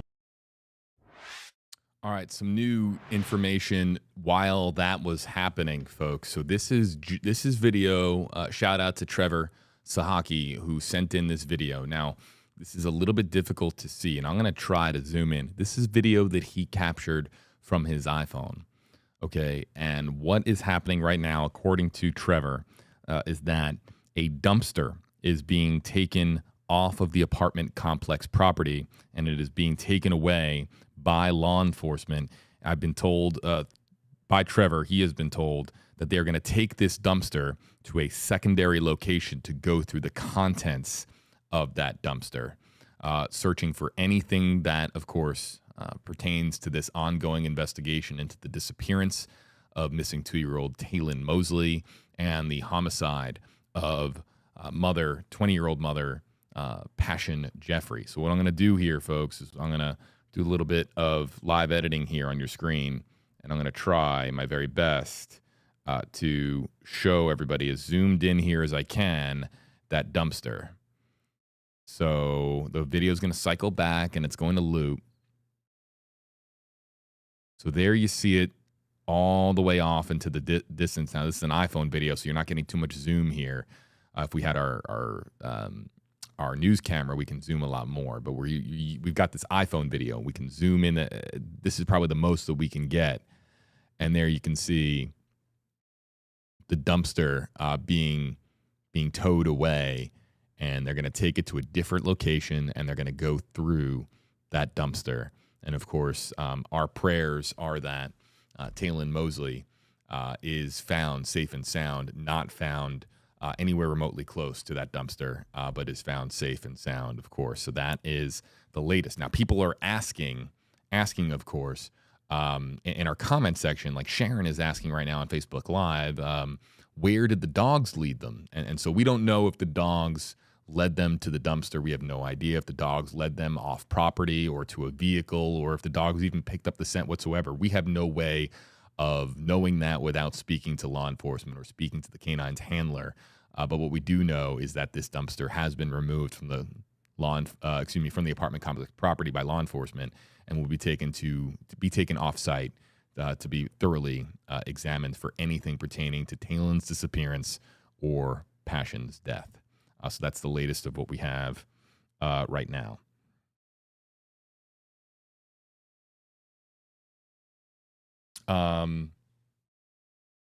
So let's go through the very latest. You can use hashtag HJB,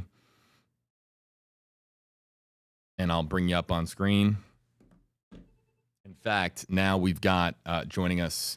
Let's bring in Trevor back, and Trevor, you're the one who shot this video. Perhaps you can give us the very latest on what exactly you've been seeing as far as this dumpster and how it relates to the investigation. Yeah, JB, I just want to make sure you can hear me really quickly. We just set up. Can you hear me, JB? Yep, we got you good. Okay, good. Yeah, so we were just told this. I sent you that video maybe 5 minutes ago. Police are now looking into whether that dumpster has anything to do with this missing toddler and this what they call very violent homicide scene in that apartment behind me. Police loaded it onto a flatbed truck, and they told us that they're now taking it to a secondary location where they're going to go through it and make sure that there's nothing in there. We are all, of course, praying for the best outcome here, but police, like they said, are going to do the most thorough job possible that they can. And if that means going through dumpsters, if that means wading through, little waterways and creeks and rivers around here, they are not giving up until they find little Taylon.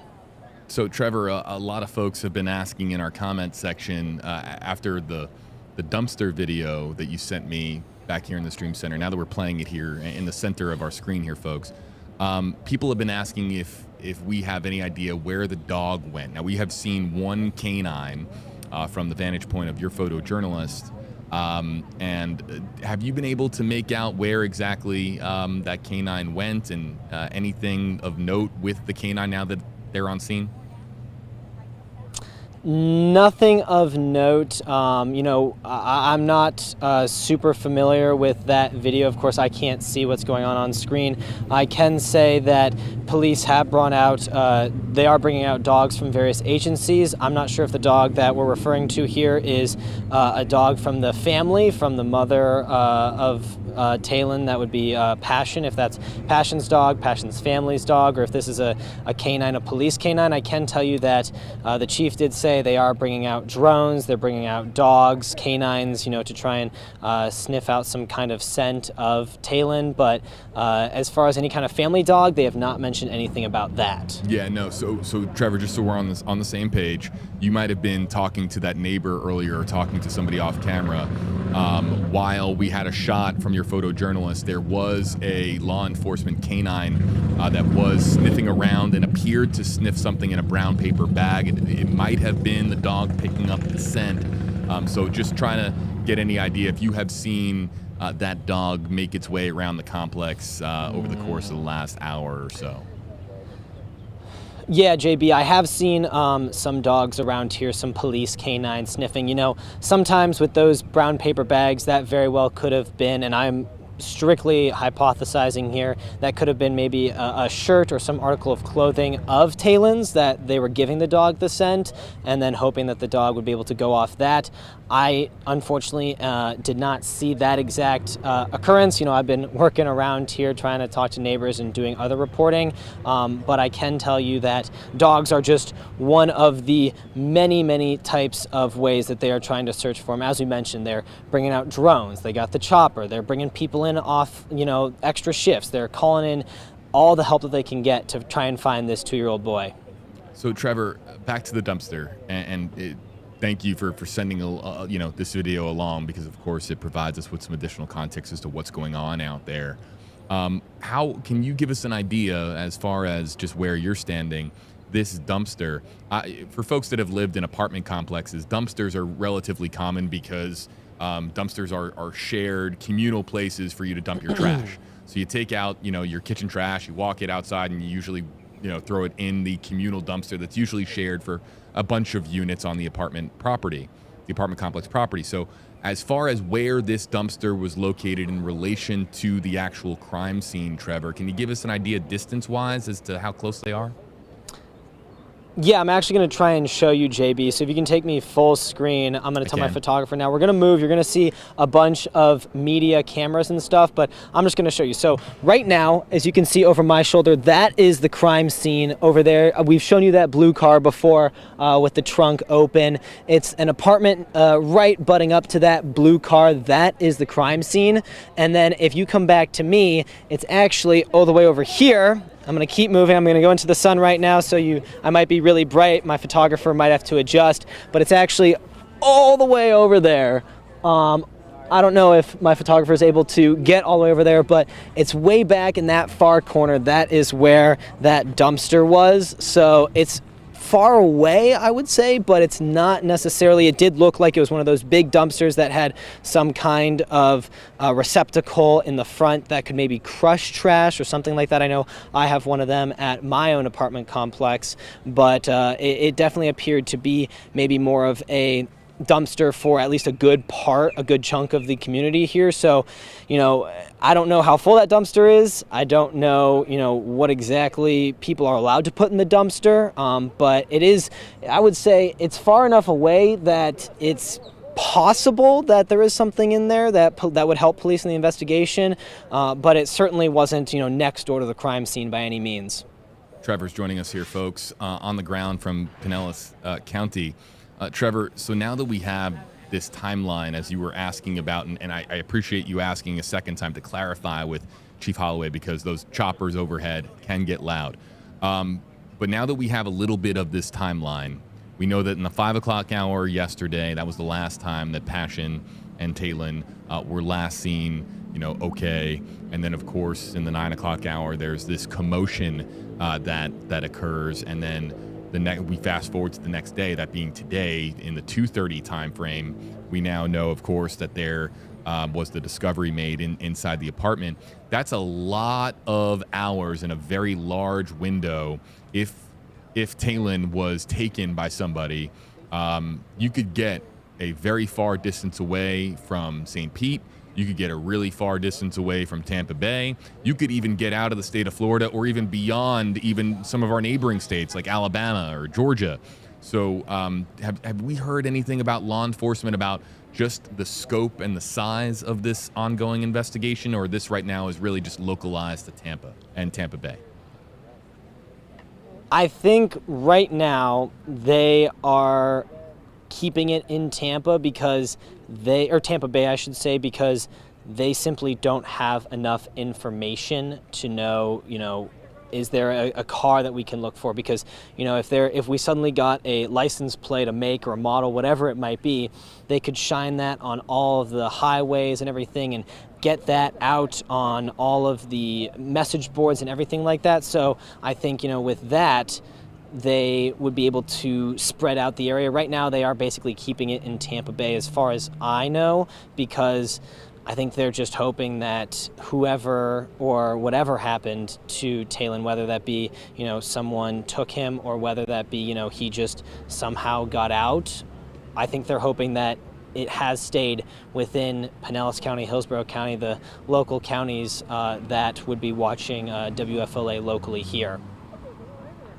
And as a reminder, folks, you know, it's human nature in today's world, especially here in the United States. And I know that we have an international audience that joins us on live stream. It's so commonplace for everyone to assume that something sinister has happened, something really bad has happened to Talon. And that's where your mind goes, because we hear of so many horrific stories in this country, unfortunately. But as a reminder, I just want to point this out.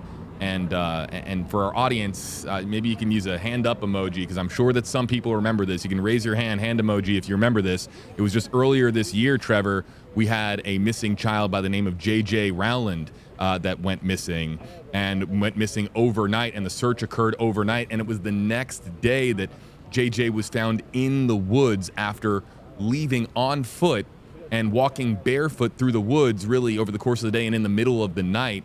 So and JJ was found safe and sound, minus some scratches and a couple of bug bites on him. So the idea that, of course, just emphasizing that there is still hope, of course, that Talon is going to be found, and we have no idea what has happened to this 2-year-old.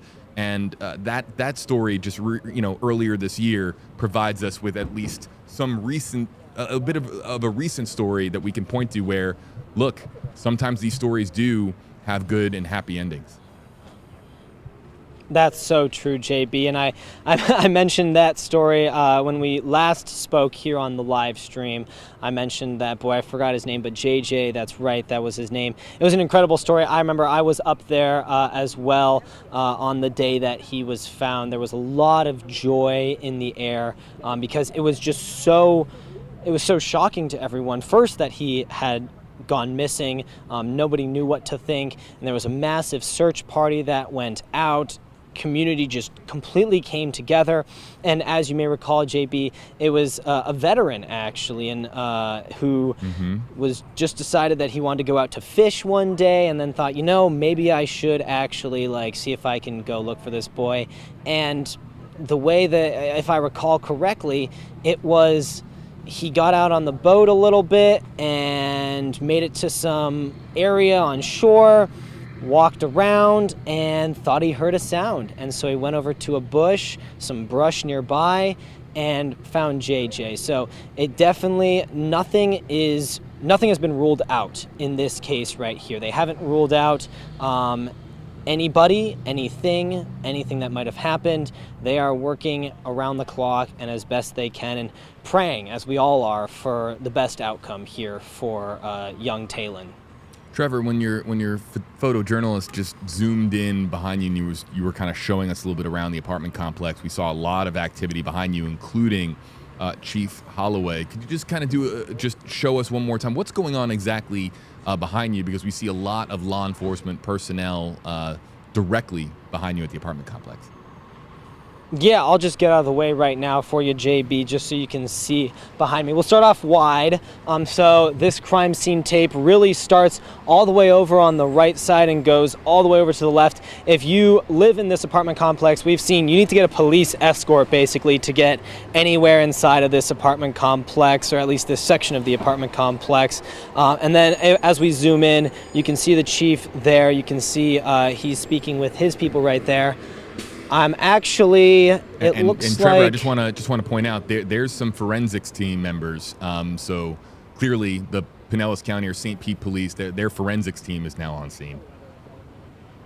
Yes, we have the forensics team, they're here because, the the missing boy, Talon, is obviously front of mind for all, but there was also a homicide scene that the chief himself described as very violent, and so forensics is here. Everyone is trying to figure out, what exactly happened to Passion as well. And if we keep zooming in, like we've shown you this car many, many times before, you can see that trunk open, trying to figure out, they're trying to figure out, what exactly happened inside that apartment. I don't believe we can see it from this angle, but on the second floor, it was a second floor apartment, and there was and I believe it is still there, a children's toy, some kind of maybe rocker or sitter or something like that we saw as well, indicating that that is the apartment complex of Passion and Talon. But there has been just a massive police presence here. People are just trying to figure out what happened. We see multiple undercover vehicles, multiple named vehicles. So they are just, it's hard to overstate the police presence here given how urgent this situation is, JB. Trevor, before we let you go here, any final notes that you want to make, or any observations, or anything that just empty your reporter's notebook, if you will, as we continue to follow your reporting here on the story? I think just the biggest thing, and this is what St. Pete Police told us, is if you see this boy, get this picture inside your head. If you see this boy, please call the police. Please let them know what is going on, because as far as they've told us, they are operating on very little information. And that timeline, as your viewers, many of them have pointed out, they're smart to know that it's a lot of time between 5 o'clock, 5:30 last night, 9 o'clock last night, and then 2:30 today. That's, nearly 24 hours of time that is unaccounted for. And I think that will be the crucial point that police have to put together here, is what happened in those 24 hours. And detectives right now, I think they're doing that grueling task of knocking on everyone's door, asking if they heard anything, asking if they have any surveillance cameras. We see a lot of neighbors around here that are trying to figure out what happened. And as I mentioned before, neighbors, they were stunned. Something like this never happens here, and they want to know how they can help. They want to know what they can do just to get to the bottom of this. So I think it's just so important that everyone gets that picture of Talon in their head and keeps an eye out, and also prays for the family as well, because I think the last thing I want to mention is we do have a missing kid, and that is so important. And we also have a dead mother, and so we also have to keep that family in our prayers as well, JB. A question just came in, and it's a good one that I can end you out on here, Trevor. Andrea Martin on Facebook Live says, hashtag, hey JB, was there any sign of forced entry? And so I don't know if, from your vantage point, where this media staging area, if you will, is actually located on the property, if you can see any door to the apartment complex. But Andrea is asking if we know if there's any sign of forced entry to the apartment unit itself. Unfortunately, we cannot see that. Once we finish up here, I'll try and see if my photographer can zoom in on that door after we're done here, and see if we can see if we can see a door. But that is a very good question. And I think we should also think, why are police looking at the car as well? I have to assume they put out little evidence markers around the car, so clearly they are trying to figure out, something happened between the car and the apartment last night, because the body of this young woman, Passion, was found in that apartment. So, like we said, police are just doing that grueling task right now of trying to figure out what happened and accounting for those nearly 24 hours. Trevor Saki joining us, folks. And folks, give Trevor a follow on social media, because if there's any updates, he might be tweeting something out or sharing something out on his various platforms. Trevor, but before we wrap up, because our live streaming coverage, we're going to have to transition here at some point in the future, in the near future, any platforms where folks can follow you? Yes, I am on nearly all of the platforms, Twitter, Instagram, Facebook, WFLA Trevor on Twitter. You can just search WFLA Trevor Sahaki on Facebook. Most likely it'll be Facebook and Twitter that I will be posting updates, and hopefully we'll be able to have something for you. And of course, you can watch us at 8 o'clock on channel 38, and you can watch us at 11 o'clock on channel 8 tonight, and that's where we'll have the most complete information. Then I'll of course put that out on all of my socials as well. And Trevor's latest reporting will be reflected on WFLA.com, the WFLA app. Trevor, nice work out there. Thanks so much for joining us on stream, and we'll be following along from Pinellas County. Thanks so much. Thank you, JB. All right, Trevor Sahaki, folks, give him a follow on his respective platforms. So we're going to play back Anthony Holloway's press conference a final time here so that everybody is following along with the latest information that we have. We're going to stay here with you live a little bit longer, but then, of course, we're probably going to pause our live streaming efforts as we await the next update, whether that comes in the form of a press conference, a press release, a tweet, a second alert that goes out of some kind, or perhaps new information. I'd like to thank our great YouTube moderators. Lynn, thank you for putting Trevor's socials in there, links to his socials. We really appreciate it. But again, about an hour or so ago, this was Chief Anthony Holloway. 10 to 15 minutes, so I'm going to give you a timeline, and then I'll open up for any questions if you wish. So yesterday around 5:30, the family members saw the deceased and Taylon at this location. Around 9:30 last night, one of the neighbors heard a commotion. Earlier today, the family did not hear from the deceased, so they asked the apartment manager to come do a check on them. When they went into the home, they found the deceased in the apartment.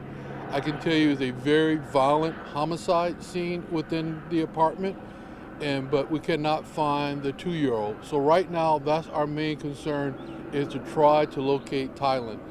I can tell you right now, we have our state, federal, and county partners looking for this young man. We have a dog coming in to try to find, and we're also going to put a drone up to do a grid search of the back area.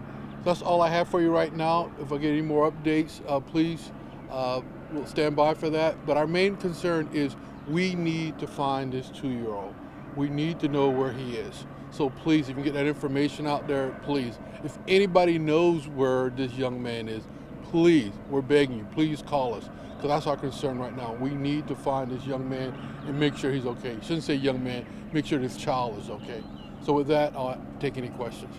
Chief, I didn't catch the first part of your presser with the chopper going over. You said that yesterday around 5:30, a family member saw the boy. Can you kind of just go over that timeline again? So around 5:30 yesterday, a family member saw the deceased and saw the baby yesterday. So today they didn't hear from them, so right around, I think it was 2:30, that's when they asked the property manager to go do a check, and that's when they found the deceased in the apartment, but they did not find the child in there. And what happened at 9:30 last night? 9 o'clock last night, as we're doing an area check, some of the neighbors said they heard a commotion coming from that apartment. Chief, have you been able to talk with Taylon's father? No, we have not. But you don't believe he's with his father either? We know he's not with his father. The Amber Alert said that the boy's been missing since yesterday. Well, again, now we're just building up the information. So now we know that he was seen yesterday at 5 o'clock. So now that's our timeline. Sometime between 5 o'clock and today, no one has seen the young man, the child. Is there any surveillance footage of the parking lot or appropriate area that your investigators will be able to access? Well, that's what the detectives are doing now. They're combing the area. And if anybody has any footage that they would like to share with us, please give us a call so we can take a look at that. And that's what the detectives are doing now. They're going door to door to see if anybody has any type of cameras or anything that they saw last night or saw today that was suspicious, to give us that information so we can follow up on those leads. Is there anyone in particular that you all have your eye on that people should look out for, a car or anything like that? We don't have anything right now. That's why we're asking if anybody know where Taylon is to please let us know, because we need him. We want to make sure that he's okay, because like I told you, that crime scene is very violent on the inside. Is there any indication from the crime scene that Taylon may have been hurt or injured already? Don't know, and that's why we're trying to find him. Can you say how the victim died? Like, was it gunshot wounds or? Right now, because it's still under investigation. That's what we're going to get out there. Are you able to speak to where in her apartment she was found, bedroom? I'll just say in the apartment. That's where she was found. Do you know how many people lived in the apartment? Right now, we're just assuming just on the lease with just the mom and the child. Is that blue car the mother's car? Yes, it is. Can you speak to the urgency of this investigation right now? It's very urgent. Like I told you, it's all hands on deck right now. We're calling our detectives in. Again, we have our county, state, and federal partners that are assisting because we want to find Thailand. That's our main goal right now. The homicide scene, we will work that, but right now we want to bring this child home. If somebody has him, is there a message you have for that person? Yes, please. If you have this child, please call us. Let us know that this child is safe, because that's our main concern right now. We're not looking to charge anyone. We just want to know where this child is right now to make sure that he is safe. And to speak to how much you guys are up against your radius for searching for him right now. I'm sorry, I can't hear you that helicopter. No worries. As far as speaking to the seriousness and what you're up against, your radius for searching for him right now spans, probably infinitely as far as where he could be. That is correct, because again, the last time he was seen was yesterday at 5 o'clock in the afternoon. So he could be anywhere, and that's what we're trying to find out. Where is he? Does the delay make it a challenge that, this commotion was heard at 9:30 last night and she was found today at 2:30? Yes, again, that's the timeline that we're working with right now. So we don't know if Tyler was there at around 9 o'clock. We just know there was a commotion in that apartment. No one called police. They just said that's what they heard last night. And again, you all say you haven't spoken to Taylor's father, but you know that he does not have the child. That is correct. Okay, thank you. Thank you. Thank you, Chief. Chief Anthony Holloway, there in the last, I would say, 40 or so minutes. We've been here live on WFLA Now for some time. This is the last call on this particular section of the live stream, the last time that I'm going to implore people to share, to help. You see it there on the bottom of your screen, and we're going to take a break from our live streaming coverage here in just a bit. Before we do, I want to show you one last look of the crime scene for now, or the area near the crime scene for now. Because this is, not only are we starting to lose daylight here a little bit, but of course we are going to be conserving our camera battery so that if there is another press conference, we're able to stream that for you here live across all of our platforms, making sure that we are keeping our gear with as much battery juice as possible is obviously so important for us. So we're going to be shutting down for the time being, but we are ready to relaunch our live streaming efforts here on WFLA Now at the drop of a hat. Should there be an update, or should there be a press conference, a tweet, or release, anything of that note. But again, one last time, share to help is on the bottom of your screen. If you're on Twitter, retweet. If Facebook is your platform of choice, hit the share button. If you're on TikTok, you can distribute from there as well. Everything that we can do, of course, to get out this Amber Alert to as many places as possible, as we have been noting here on stream, with the window that we now have of between 9 o'clock last night and 2:30 today. That's a lot of hours where if Taylor was kidnapped, we're talking about there being a lot of different possibilities as to where he might be. Could he be here locally in the Tampa Bay area? Absolutely. Could he be here in the state of Florida? Absolutely. Could he be in other states? Georgia, South Carolina, North Carolina, Virginia, Tennessee, Alabama, Mississippi, Texas. All of these states are really within driving distance within the time frame that we currently have. Other states even beyond that as well. You can get a very long way in 16 plus hours. So we're encouraging as many shares as possible, again, to assist law enforcement in hopefully finding little 2-year-old Taylon Mosley safe and sound. The latest details are going to be on WFLA.com, the WFLA app. You can also download the WFLA app for push notifications on your device of choice. You can also follow me on social media at WFLAJB across all platforms. I'll be posting updates as they come in. But again, share to help and the latest details on this story on WFLA.com, the WFLA app. We'll be taking a step away from WFLA Now as we continue to report on the very latest on other platforms and, of course, on other major stories going on at this hour, including a grand jury voting to indict former President Donald Trump. All those headlines, of course, on WFLA.com, the WFLA app. I'm JB Buno, and we will be posting updates and relaunching our live streaming efforts as updates come in on this developing story.